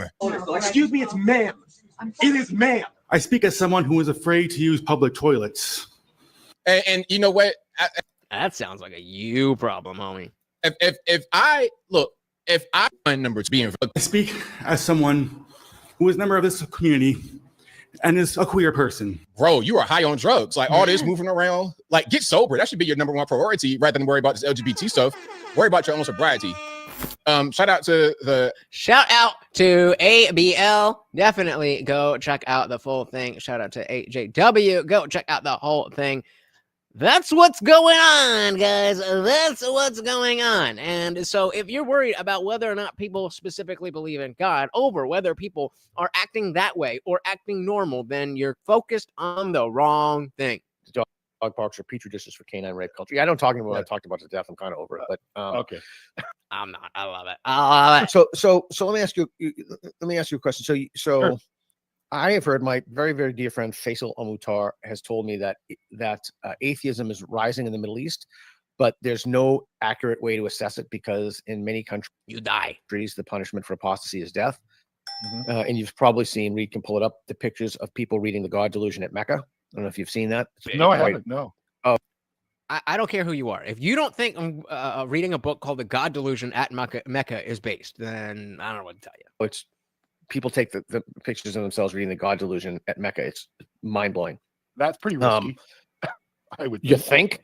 Wow. You think? Holy mackerel. Yeah.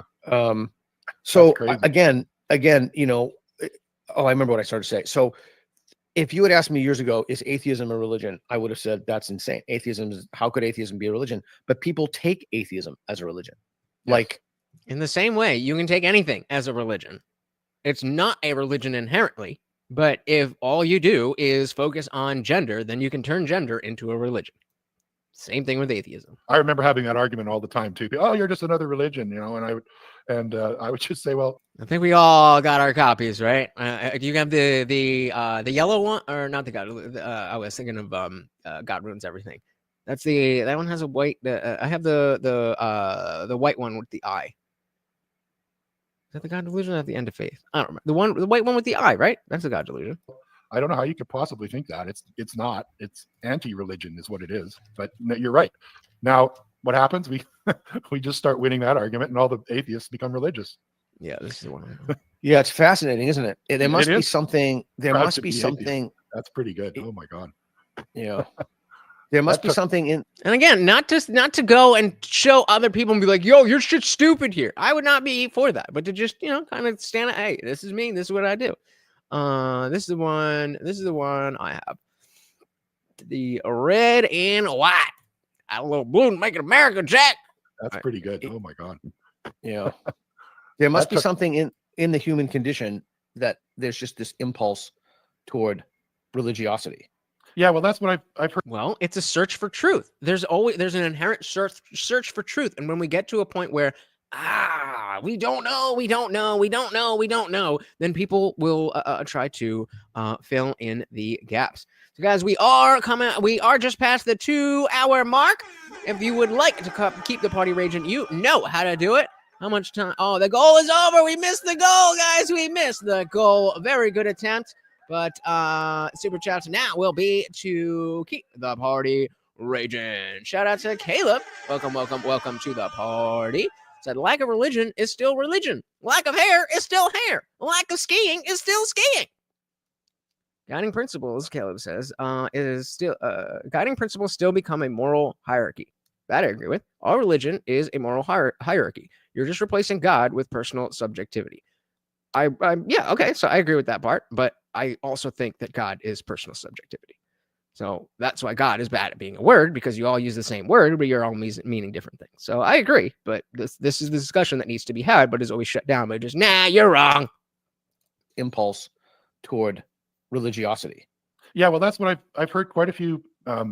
people say that on different podcasts, including on yours, I think, that have made that point. Maybe this is something the human beings need to believe in. The substitution hypothesis. There's a great meme. Maybe we can pull it up. And I'm down this road now too, where I believe that humans need a story. I just don't think the story needs to be fake. There's a great meme of like atheism with the buses. You know that bus meme read? There are these two buses, and then one bus is atheism, and the other one is pregnant men. And the atheism bus is hitting. Wait, what? With the buses, you know that bus meme read? There are these two buses, and then one bus is atheism, and the other one is pregnant men. And the atheism bus is hitting the pregnant men, and it like goes off the track. Sounds like reality. So yeah. Okay, here we go.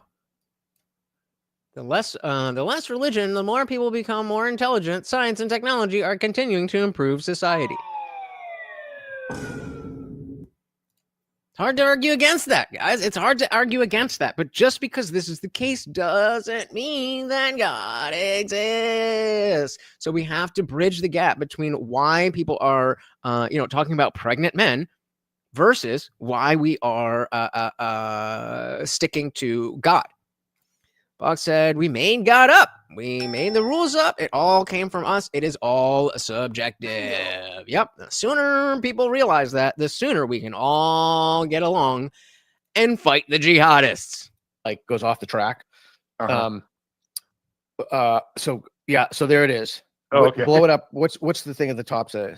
The less religion, the more people become. Yeah, the less religion, the more people become more intelligent. Science and technology continue to improve society. So there's the bus going on the track, and then pregnant men come and derail the whole bus. And so Caleb said, I'm just arguing atheism as its own religion, and I agree. But a semantic difference is that atheism is not a religion, but people treat it as a religion. The same way gender is not a religion, but people treat it as a religion. That, to me, really is the atheist movement. Unless you can tell me the tenets of atheism. What are the tenets? What are the should-dos of atheism? And that's, I forgot that I said this to Melissa Chen. Yeah, that's pretty good. I think it's right on, too. I forgot that I said this to Melissa Chen, but I said it is better for people to believe that a man walked on water than it is to believe that all men can become pregnant. I remember watching a Senate hearing. I think it was, who's the guy Senator Harker?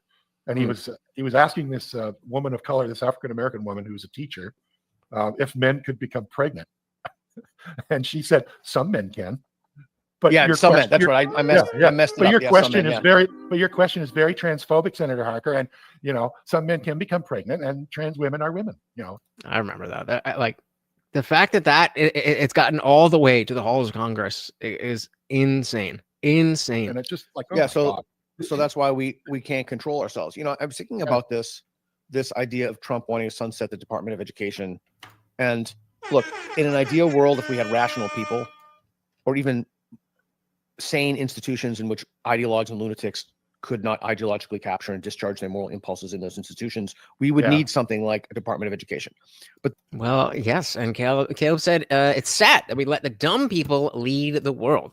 If only we had 30% of people who would open their minds up to maybe you don't believe the same thing, but you might be better at politics and not have to pretend that you believe in the thing that I believe in, like Trump does, like Biden did. Well, actually, I don't know about Biden. He seems like an old school Catholic, but and maybe even Bush. But Obama was definitely not, a Christian in the sense that any of us would agree with. Of course, he called himself a Christian. Of course, he used parts of the Bible, but is he a practicing Christian? I would be very surprised. A lot of people think he's a Muslim.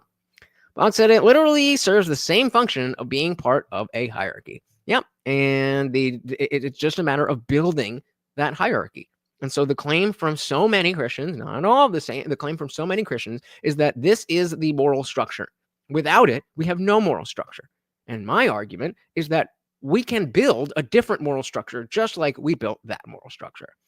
Shout out to Kelly Green. Welcome to the party. Said Biden's a fake Catholic. What the fuck? He's not Catholic. He's a liar. I don't know. Either way, we haven't had an openly religious president probably since I don't even know. And it's all because of that exact thing that we looked at, that 30% of Americans, simply by knowing that you're an atheist, they will not vote for you. And that doesn't mean that they actually believe in the thing, right? So it's just begetting lies. Bias begetting lies. Moral impulses in those institutions, we would need something like a Department of Education. But the problem is we can't control ourselves. We continue to go to crazy town. And consequently, we've institutionalized the wrong policies. So I see no other alternative. I mean, for a minute, and depending on who you know, you might not even need to put it down. I mean, this whole gender, you might need to bring it to the interview. You know what I mean? I see no other alternative. I mean, this whole gender thing has been, that's why I'm so excited to talk to Mia Hughes. How, Kelly, you are bugging.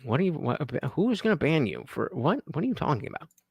Caleb said government positions should have a set rule for IQ, EQ requirement. I don't know about EQ, but I don't think we need, that specifically. I just think that we need to be clear on the merit that is required to do a good job, and then hire based on that merit. So they found blow in the White House under Biden. It's not hyperbole. And who was it? Lindy Lee said she thinks it's Hunters, but take that with a grain of salt. Gender thing has been, that's why I'm so excited to talk to Mia Hughes. How could a small number of truly fringe lunatic fanatics of WPATH, how could a small number of these vicious ideologues infiltrate the entire Western medical system and change the standards of care so that now it is morally necessary to mutilate the genitals of children? Like, how did that happen? I can't even. She'll be a great interview though. She's really yeah. good. She's Canadian. I had her on the show. She's coming down here. We're going to do some events with her. I really want to. I am absolutely fascinated by how institutions become corrupt. Like, you would think, I mean, that is really the most conspicuous, the most deranged, the most morally reprehensible thing, and yet it became the standard of care. And as I predicted, go ahead. No, go ahead. I was just going to say, I got into it with a local member of the school board here on this topic, and I said, so if you had a 15-year-old daughter that had to shower with a 15-year-old guy or boy that thinks he's a girl, would that be a problem? And he said, well, I'm more concerned about the rights of the 15-year-old boy. He's concerned about the rights of the trans. The trans kid more than he is insane. So this is talk about the minority of people. Like, it's such an extreme minority, yet somehow their desires have taken over the government. This is what I think you should do. Do you know this guy well or no? Well, I live here and it's a small town, so yeah, I know him pretty well. Here's what I think you should do. I hope you really take what I'm about to say to heart. Okay. Say that you'd like to have a conversation with him at a coffee shop. Go to a coffee shop, ask him to write down what he believes about that. And then right below that, write, how confident are you that this is true? On a scale from 1 to 10. Yeah. Like street epistemology. Exactly. Coffee shop. There you go. Okay. Yeah. So if you're not familiar, Peter Boghossian's the guy who does the street epistemology, where there's a prompt, and he has different things, and everybody starts on neutral, and then he'll give a prompt like men can become pregnant, and then there's different spots where you stay on neutral, you go to slightly agree or disagree, or strongly agree or disagree, and then you have to talk about why. Why do you think the things that you do? Not just what do you think, why do you think that? That is so important, and we've just lost it. You just sit in a coffee shop, ask this guy, how confident are you that men can become women, men can become, some men become pregnant, kids are trapped in the same body, or body, or whatever. Ask him to just write down these things, and right next to that, put a number of how confident he is. Yeah, okay. And then, so he'll give you 4 or 5 things. He'll put extremely high numbers, maybe even 10, some 10s. And then I think you should revisit it in 2 or 3 years after the spell is broken. Yeah. Or right in the moment, you could, that's still a good exercise. But in the moment, a good question that I learned, excuse me. Oh, no, not hiccups. Do not give me the hiccups right now. That I learned from watching Peter Boghossian's Street Epistemology is, what would it take if you're on strongly agree? What would it take for you not to go to disagree? But if you strongly agree with this, what would it take for you to move to agree? Not even slightly agree. Just from strongly agree to agree. What would it take? What would you need to hear? in order to change your mind.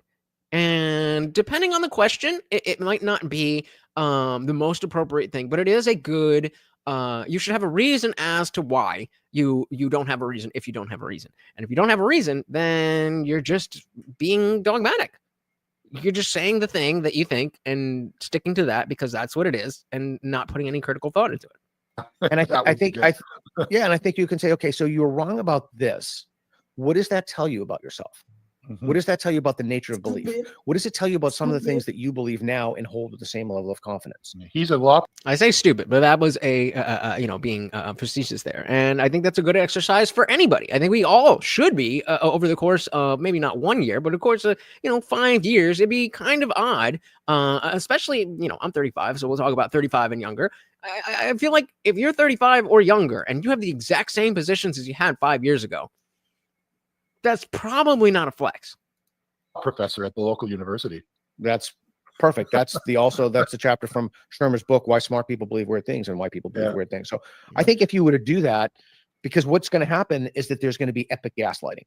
People can say, I never believed it. I never believed it for a second. And we already see that with that lunatic from Harvard, the black dude, Carr is his name. He's claiming that his whole shtick about 2 + 2 not equaling 4, white supremacy, that it was all an effort to make people think. I tweeted about that. Oh, yeah, sure. 2 + 2 = 5, bro. I mean, everybody. So, I've been saying it for years.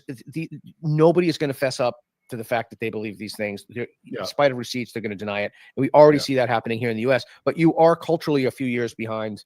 Canada is a few years behind the U.S. Yeah, definitely. Yeah, I still see people. Well, you probably do there too, but I still see people wandering around alone outside, walking with a mask, on, or people driving in the car alone with a mask on. It just I didn't see any of that, in New Zealand when I was there, or where were we? Lisbon, or I haven't seen any of that anywhere. Although we were in Taiwan, we saw a little of that. Hey, just as we are about to shut down, our boy, Funk Master General comes through and saves the day. The $10 super chat. No question, no comment, just pure love of the game. So let's keep that party raging, and let's see if we can get a total of $5 from anybody collectively besides Funkmaster. Funkmaster's money is no good here anymore. But it doesn't count that. If we can get $10 more among the rest of you, I will do the 20 push-ups. 20 push-ups, $10. You guys got it. $1 each or $2 each, and we're there. $2 each, and we're there. Anywhere. $2. Although we were in Taiwan, we saw a little of that. Puerto Rico, I didn't see that, although that's in the U.S. And then that's the first thing I noticed when I came back to the U.S., or even when I was on the plane, people were wearing masks, which I thought was interesting. Now, it's possible that there are just a larger number of people who are immunocompromised here, but I think it's like a signal in a sense. It's kind of an ideological signal, but it's also a signal of what people believe. In the same way, I think it's virtue signaling 101. It's like a cross. It's like a cross or headscarf. Yeah. It's like all the people here that started waving Canadian flags when we thought we were going to get tariffed. It's just, and we're not going to buy American booze. It's just virtue signaling. It's the same thing, isn't it? Always. Hey, shout out to Bonks, halfway there on his own. Halfway there on his own. Thank you. So very, very much. Funkmaster definitely does count, but if I put it on him, then he is going to give more money, and you guys ain't going to do shit. No, I'm just kidding. But, of course, Funkmaster has done so very much. I don't want to put it on him, and his money is no good here anymore in terms of a goal. If you want to drop money, I ain't going to stop you. But for the goal, and that's half of it right there, guys. That's half of it right there. $1. If each of you sends $1, then we win. Thank you so very, very much, Box. Very much appreciated. What did I miss here from Caleb? Said, I predict the Democratic Party will move away from more radical policies and try to become a more center-aligned party. What do you predict becomes the new driving ideology? I don't know, and because I disagree. Well, let's not say I disagree, but I don't think the party will move away from the radical policies immediately. So I think we've already seen that they're doubling down. Like we saw the video of the DNC. Let's see if I can find that one quick. DNC racism. Come on, baby. Give it to me right here. Yes. So this is what we're dealing with at the moment. This is after the election to pick the new DNC chair. This round. So I'm going to I have a show of hands. How many of you believe that racism and misogyny played a role in Vice President Harris? Has anybody not seen this? If you have not seen this, make a prediction. 1, 2, 3, 4, 5, 6, 7, 8. Out of 8 people, well, let's call it a good, out of 8 people on the panel, how many of them will say yes? Racism and sexism was the reason that Kamala Harris was defeated. How many do you think? How many would be reasonable? I have a show of hands. How many of you believe that racism and misogyny played a role in Vice President Harris's defeat? 2 hands up. 2 hands up. Okay. So that's good. You all passed. Oh, that's good. That's good. You all passed. You gave the right answer. This is about what you think, but you gave the right answer. So, I mean, eventually, I think, maybe another 4 years of this and they find that it doesn't work. Maybe. But, and exactly, but Caleb's saying their base seems to be crumbling. I feel like they'll have to make a change, or I see the Republican Party going on a large run.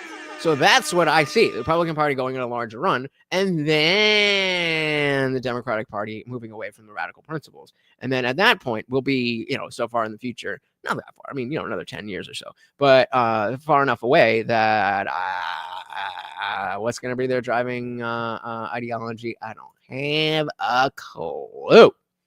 Not a clue. It's just, and we're not going to buy American booze. It's just virtue signaling. It's the same thing. It tells you what side they're on, And I don't. You gave the right answer. You passed. It's just we still have people here. We still have mandates here. We still have a health department here in British Columbia that's advising vaccinating babies, for Christ's sake, with this mRNA thing. It's insane. There's absolutely no pushback. And now we're starting to get what you're talking about, right? Oh, I knew that masks weren't necessary. And I knew the 6-foot distancing thing was made up. I never bought into that. And these are people that were calling the cops on their neighbors for having a party. Pandemic amnesty. We just need to forget about it. Just forget about it. We treated you like second class citizens, but just forget about it. Yeah, things are going to change with Jay Bhattacharya in office. Oh, and is that what poetic justice? Eh? And that's what Gavin Newsom would do. He would have these dinners at French restaurants and such during lockdown when no one else could go out, but he can go out. Yeah. So I mean, it's just slimy. Never forget that Newsom went to the French Laundry, and never forget that Nancy Pelosi went in to get a haircut when they weren't there and tried to cut the security cameras but missed. Did she cut the security cameras or did she cut the law? I don't know. She basically did a B&E to get a haircut. Down when no one else could go out, but he can go out. Yeah. So I mean, it's just slimy. It's just hypocrisy. It's just this kind of oligarchy. It's just disgusting to me. It's just the Jay Bhattacharya thing. I just love that. That if that isn't just some kind of justice, Shakespearean justice. It's so cool. Yeah, it's interesting. I had dinner with him a while ago, and Schellenberger is there. By the way, every time you have dinner with Schellenberger, you know what conversation will always come up? I've had countless dinners with him. People talk about aliens. Every time they ask him about aliens, he just testified before Congress again recently about that. But, I was at... I mean, there is just a never-ending stream of hypocrisy, irony, and more hypocrisy and irony from the left. Boggs, who is a Democrat. Nancy Pelosi in her 20th term in the most progressive district in the country. More progress, right? That means the same person for 20 terms, right? Semantic. Obfuscation. Every time they ask him about aliens, he just testified before Congress again recently about that. But, I was asking him a wide range of questions, and he's just the nicest human being. He seems like it just from what I've seen. I've never met him, but he certainly seems He's that way. the most sincere, intelligent, dare I say it, but he really is, evidence-based. He's just such a good dude. And who are they talking about? What they did to him was despicable. He was telling me about his life on campus. I mean, that's the other thing. Wait, I missed who they're talking about. 52. I was asking him about aliens. Always come up. I've had Schellenberger. Such a good. He was telling me about his life on campus. I mean, Shout out to Michael Schellenberger. And but that's the other thing. Like I went through that. I know what they did to me. You know, all the pictures everywhere. You know, I asking the security. No one would help me, although the campus police were great. But the administration was overtly hostile to me.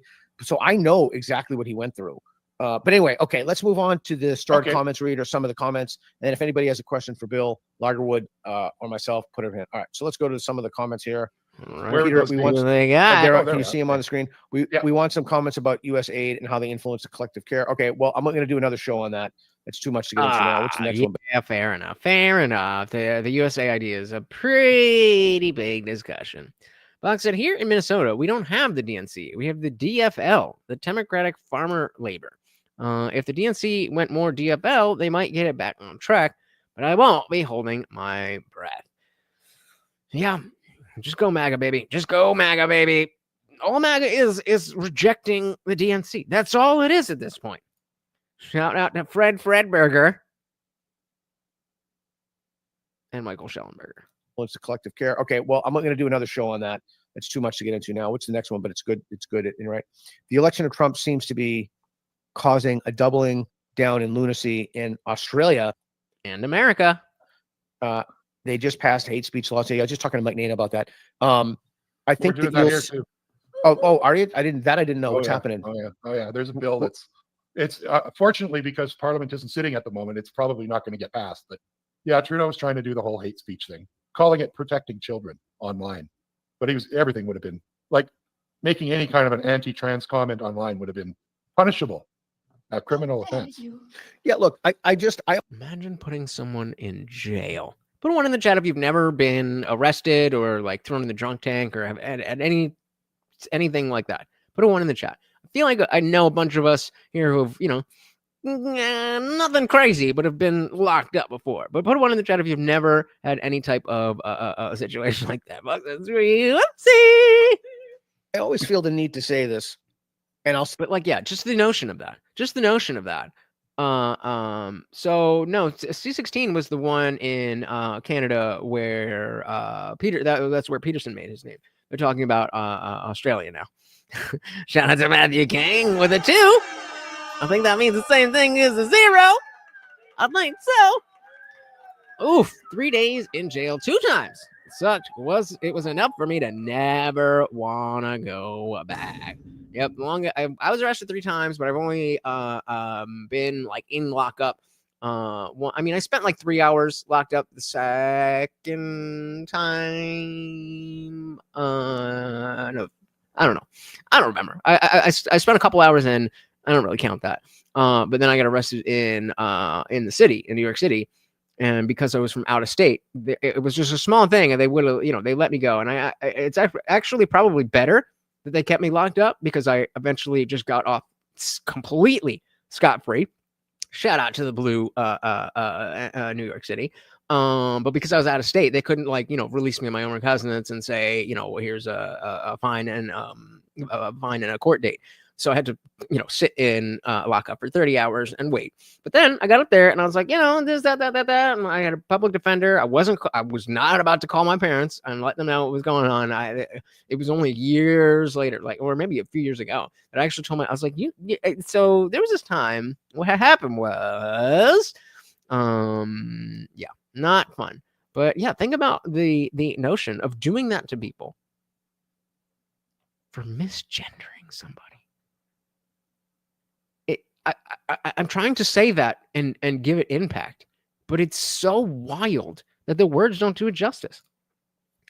So he is Canadian. Yeah, he is. Did I mix it up? The last thing I thought they said, they were talking about Australia. Children on it. It's are you? I don't know Nate about that.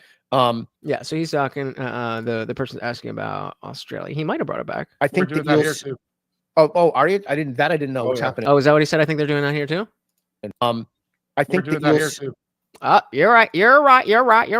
I don't know if it's C16 because again, C16 was that was the one that that Jordan Peterson got brought up. But it might. I mean, maybe. Either way, is fucking bullshit. Box said I changed Minnesota case law here about speedy trials. There you go. That was cool. If you look at my real name on Google, it's like the top search result. I won on appeals. Well, there you go. There you go.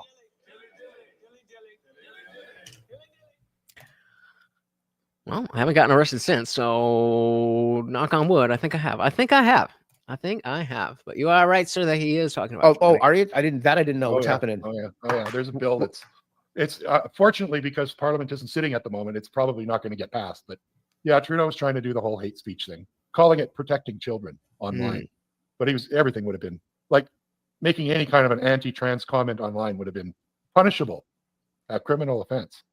Good catch, Caleb. Good catch. Yeah, look, I always feel the need to say this, and I'll say it, and I'm so sick of freaking saying it, but I'm going to. I mean, is it though?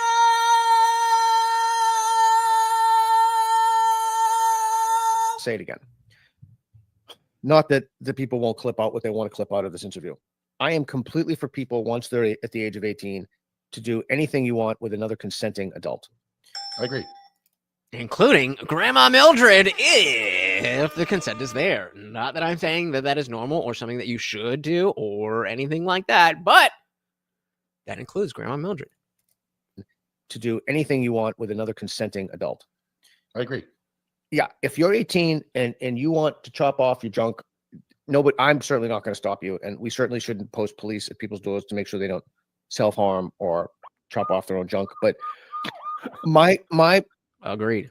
Does anybody disagree with that? Does anybody think that adults should be prosecuted for trying to get sex changes? It's just crazy that I even have to say it, but I was just chop off their own junk.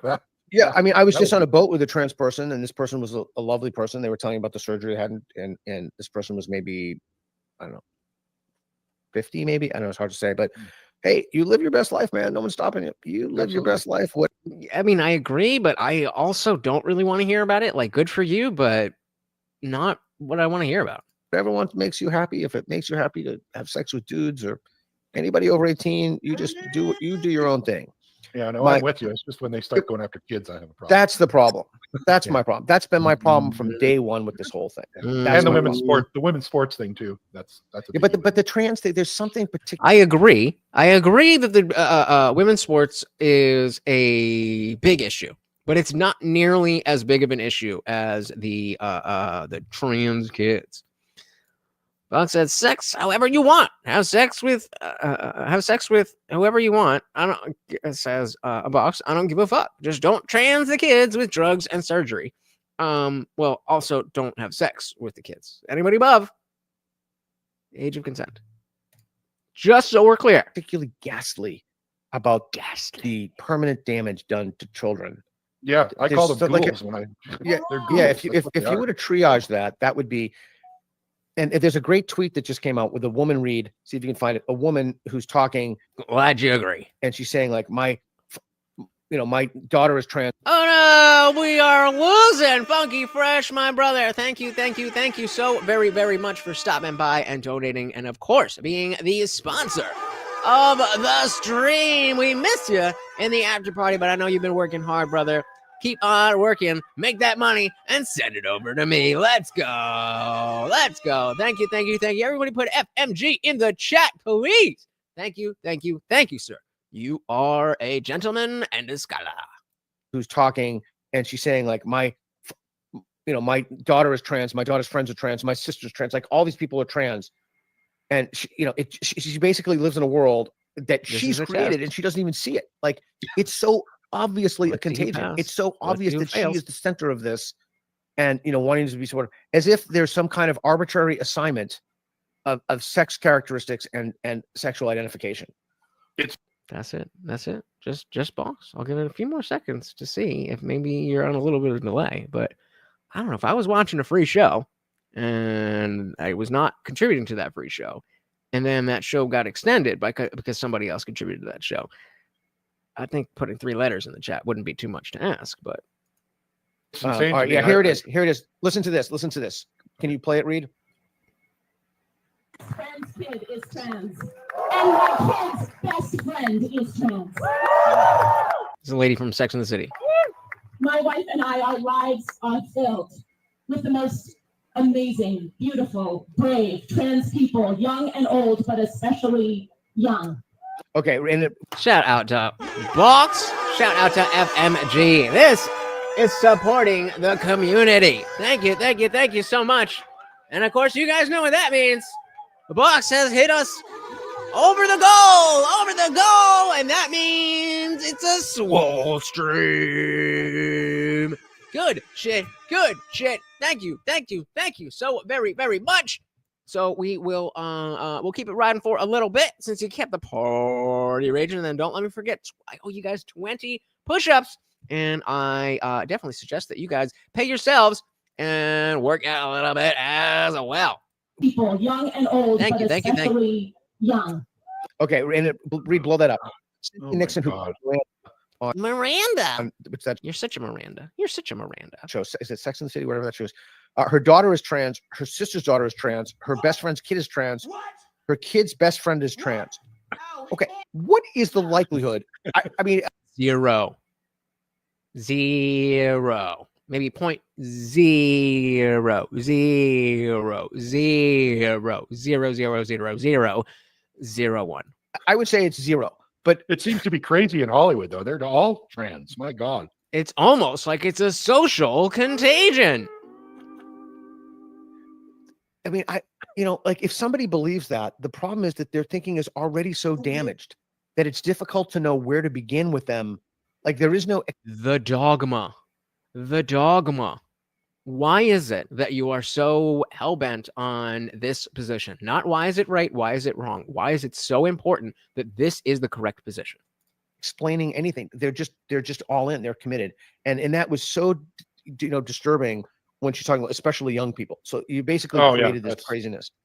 Yeah, they all did. right. I remember the Toronto Pride Parade. I think it was a couple of years ago, or it might have been New York. But the chant was, "We're here, we're queer, and we're coming for your children." Okay. Well, they were chanting that at a pride parade. Yeah. I mean, that's all right. That's great. And I mean, I know that a lot of people who go to that stuff, as Ariel Scarsala, we just saw in the last thing where she was at a Pride event and she's asking, where are the lesbians at? Are you gay? Or are you queer? And all of them are like, queer. It's just become a leftist celebration of leftism. That's or wokeness. That's all it is. It has nothing to do with sexuality anymore. It has nothing to do with whatever it used to be.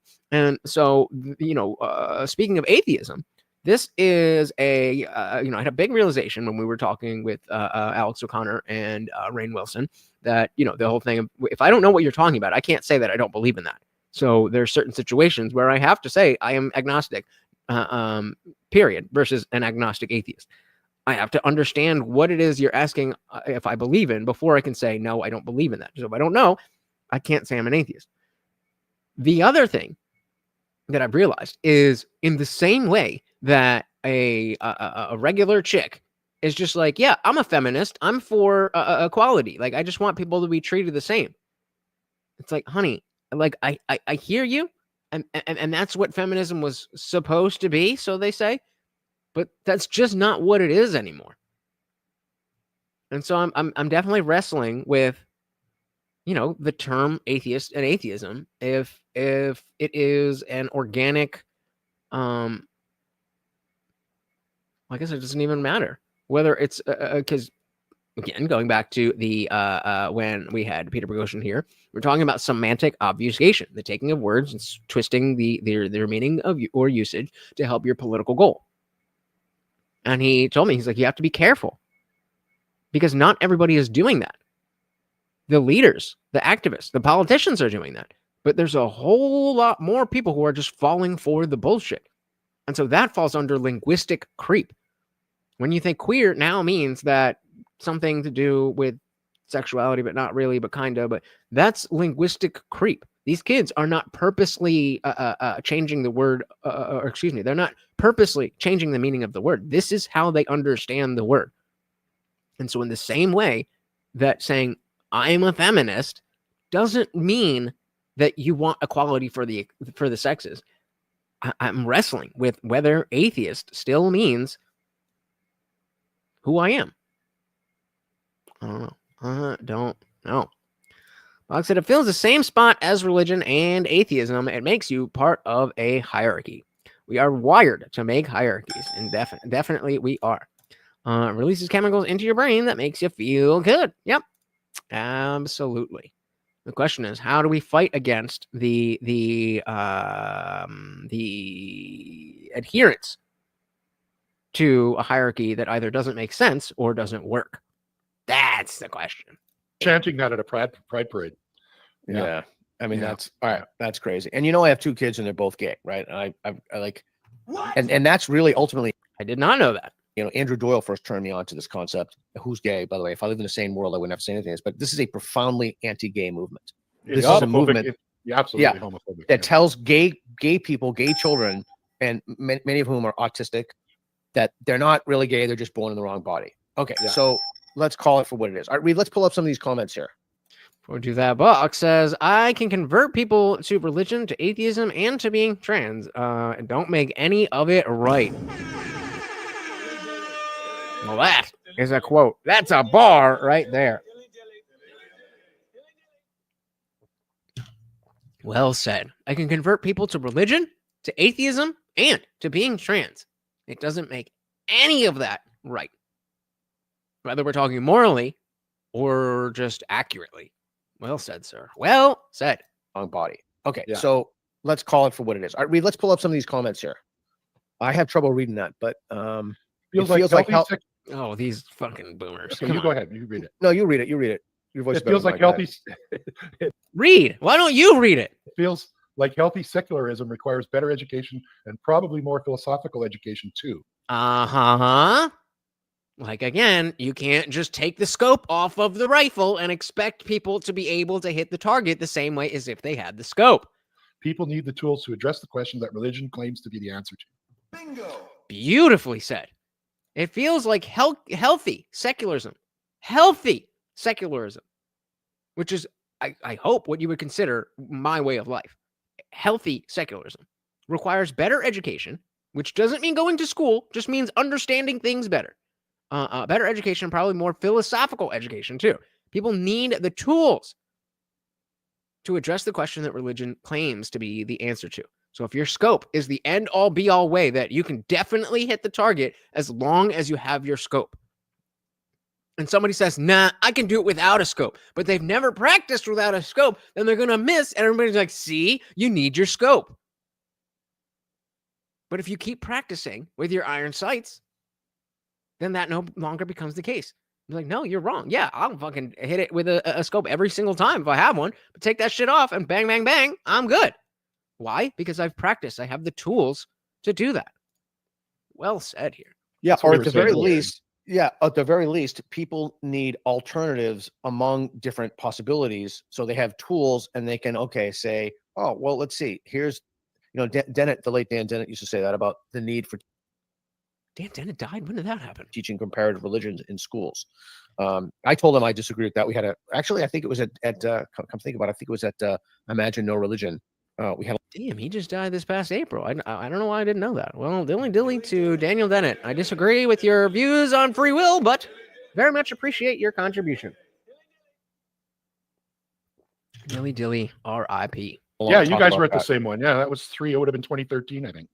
Yeah. He was a great guy. His passing was hard. He was just so supportive of my work. He wrote me letters of recommendation when I walked. Yeah, he was a really good guy. Yeah, he was a super good guy. All right, Reed, put the next one up. In a recent poll, 90% of Canadians were opposed to Canada becoming the 51st state. Well, ask why. Well, then we have 9% enlightened people. I don't know what to say. I don't know what to say about that. I find that I'd like to see the poll. I was thinking that. Yeah. Right. Caleb said, once AI is completed, does it now become God? So long as it's done right, it will be the perfect being. Is that not what God is? Or more likely, we will make our Satan because we will corrupt it. And you've hit exactly on the problem with the word God. As I've said many times before, God is very, very, very, very, very, very, very, very, very bad at being a word. The purpose of a word is to take the ideas that are in my head and transfer them into your head. God does not do that. When I say God, all that happens is the idea that you already have of God pops up in your head when I may be talking about something completely different. And so I don't know. What do you mean by God? I don't know what is meant by God. People use it differently. So I would have to ask individual people, when you say God, what do you mean? I just mean God is love. I just mean it's the higher consciousness. I just mean it's a being. I just mean it's a dimension. I just mean it's this.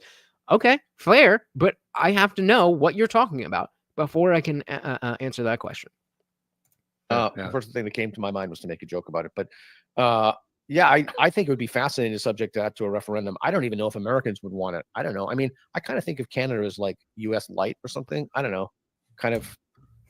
I don't know. Well, there's a lot of similarities, but there's also a lot of differences. So. And again, during COVID, I would have thought that, or I mean, I did think that there was the Western world in general, but you had the U.S., Canada, UK, and Australia, and they were the advanced Western countries that are capitalistic and work like that, and we're essentially all the same. Oh boy, was I wrong about that? America is the one. You know, I find that so hard to believe. I find it hard to believe, except in the current media hysteria over Trump. That's getting pumped into people's heads every day. You know, U.S. Yeah, bad, Trump bad. that's going to end because he's cutting the funding to these organizations that are explicitly they're organs of the Democratic Party. All right, read next one. The problem with the term trans is that it refers to a lot of different people with different experiences. That's certainly just like God, just like Christian. True. An AGP and a teenage girl with body dysmorphia have very little in common. Put a 1 in the chat if you do not know what AGP means. Caleb said, let me rephrase. Will atheists turn to AI as a perfect moral model for life? There can be nothing higher than AI once created. Will it be worshipped? And again, because of the fact that there are no tenets to atheism, you may as well ask, will people who wear shoes turn to AI? Will people who have dogs turn to AI? Will people who have long hair turn to AI? Will people who have brown skin turn to AI? Well, you people, so that's the point. There's nothing to atheism that would make that group act as a monolith.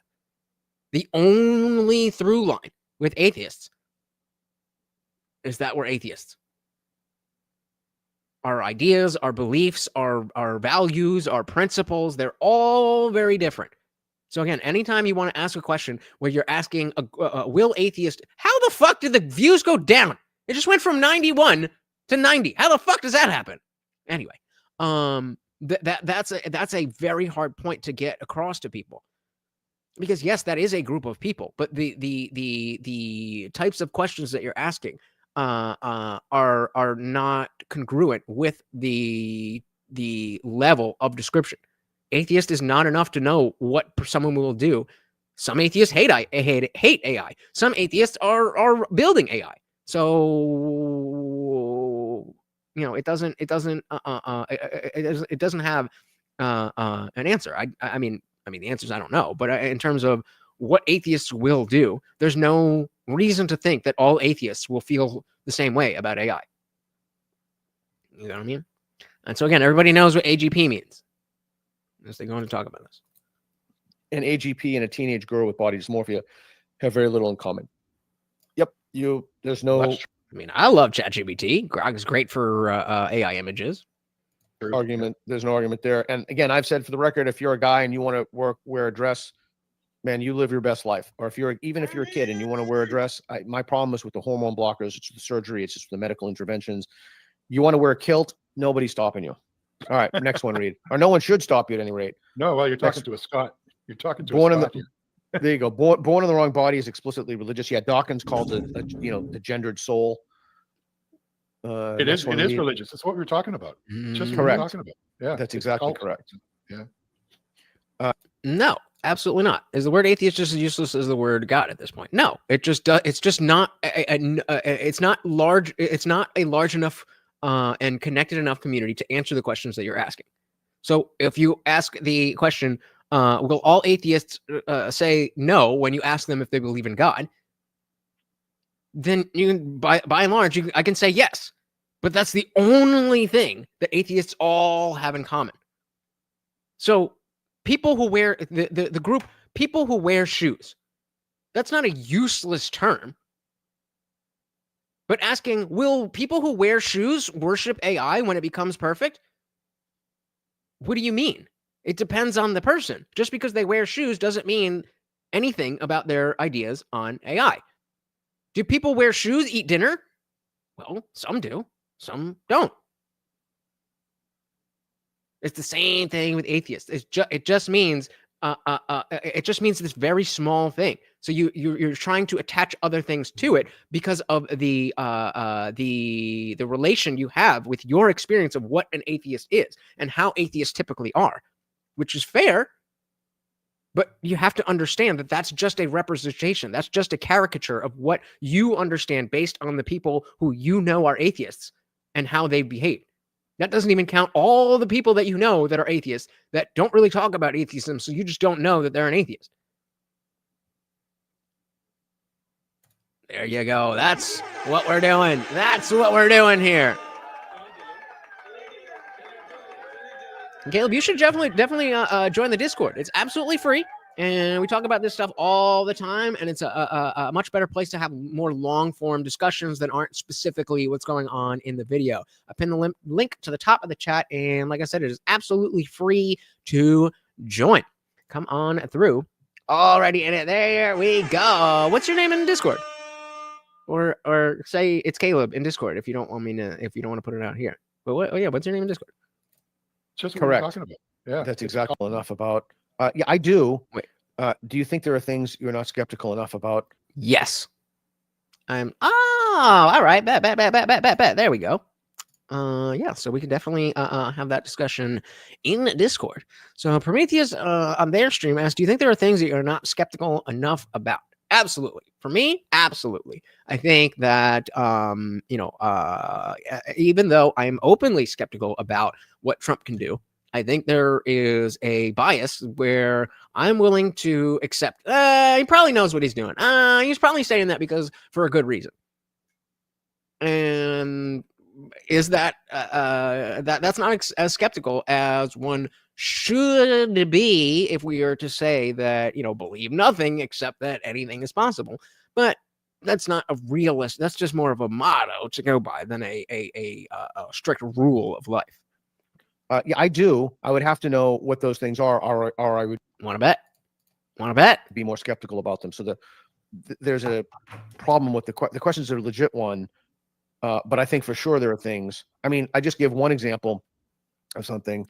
When I was younger, I was never skeptical enough about the food pyramid. Oh, now.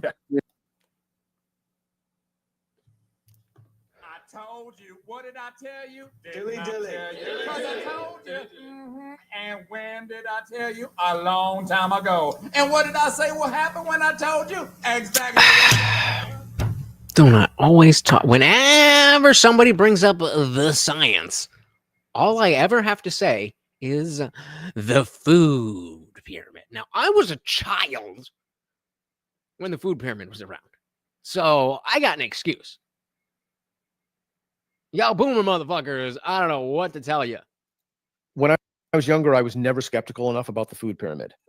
Now, the whole food pyramid is bullshit with grains in the bottom. Nobody should be eating bread. Yeah. No, that is a good example. Yeah, for sure. So, yeah, but I just don't know what I should be more skeptical about. And that, by the way, is the problem. Well, you should be skeptical about USAID. I'm trying to be.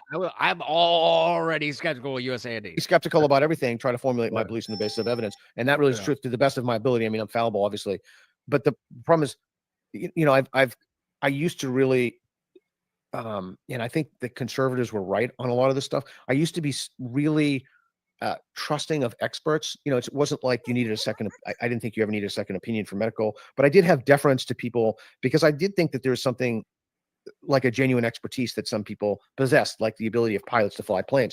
But my confidence in institutions and expertise has been shattered.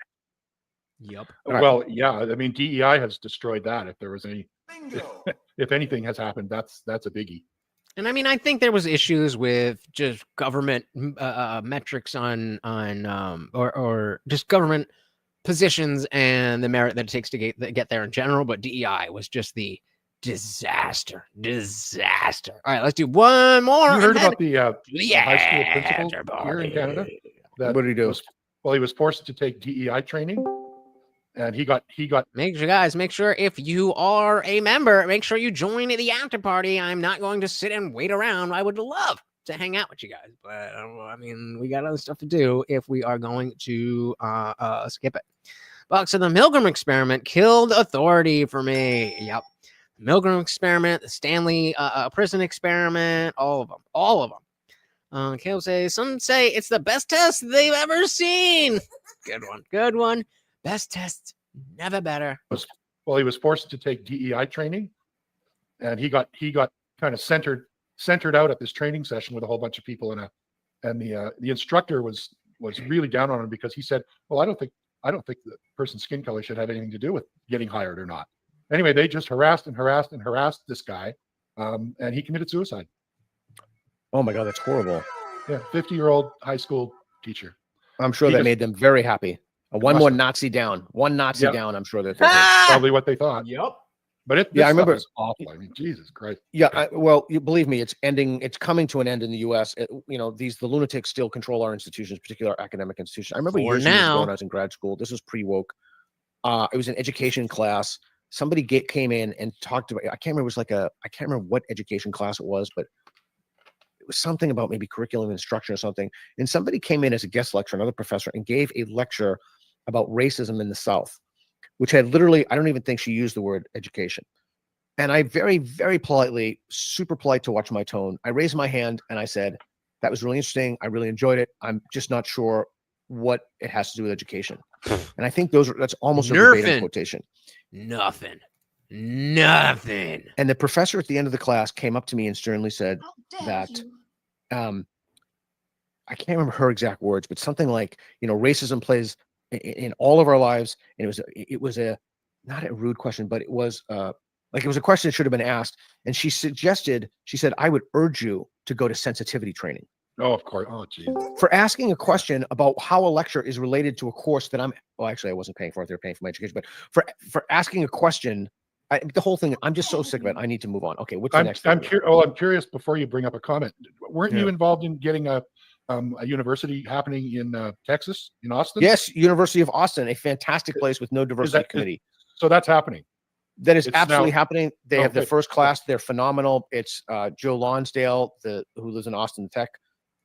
There you go. If you have college-age kids, send them to Austin. It's Neil Ferguson, probably the most famous living historian. We'll pull that up. It's Barry Weiss. It's Ola Dawkins is on the advisory board. There it is. Dare to Think. Right, what's this last question here? What are they talking about? In the battlefield, I see atheists and secular humanists as not only in the same camp, but literally side by side in the trenches. I'd go along with that. Yep.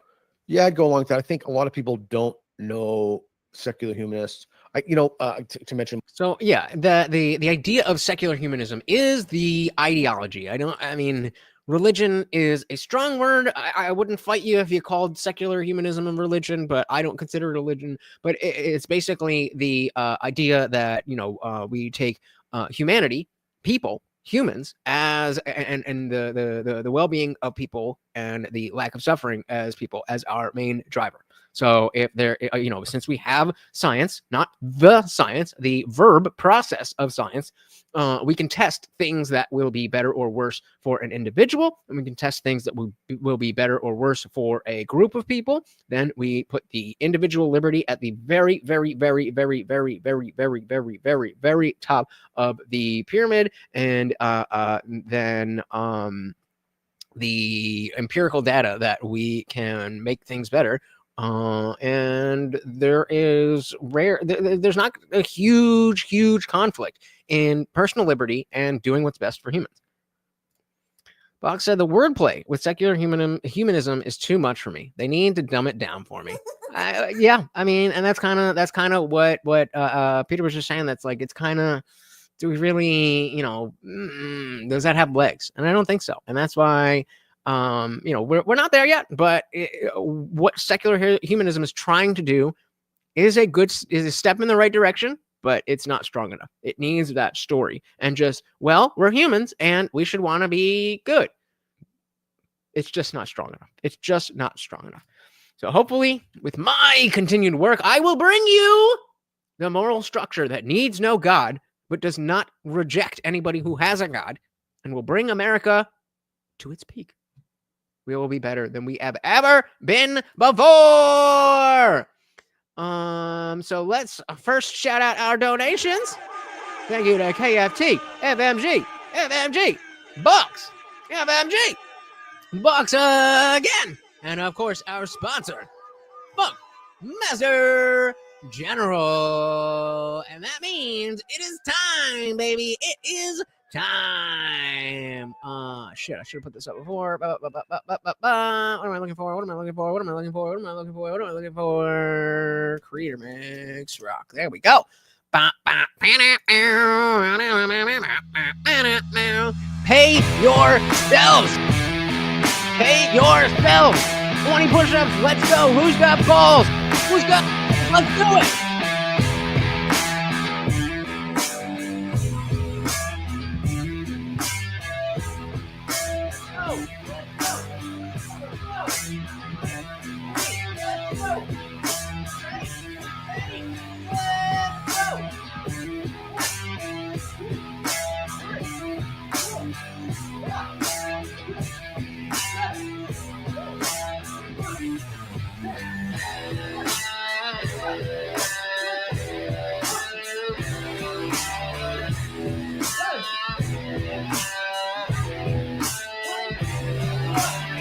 Good luck. Let's go. Let's go. Who paid themselves? Thank you. So very, very much, guys. Oh my goodness, I'm feeling swole already. All right, guys. Oh my God, we did it. So the idea here is to understand that atheism is not the problem.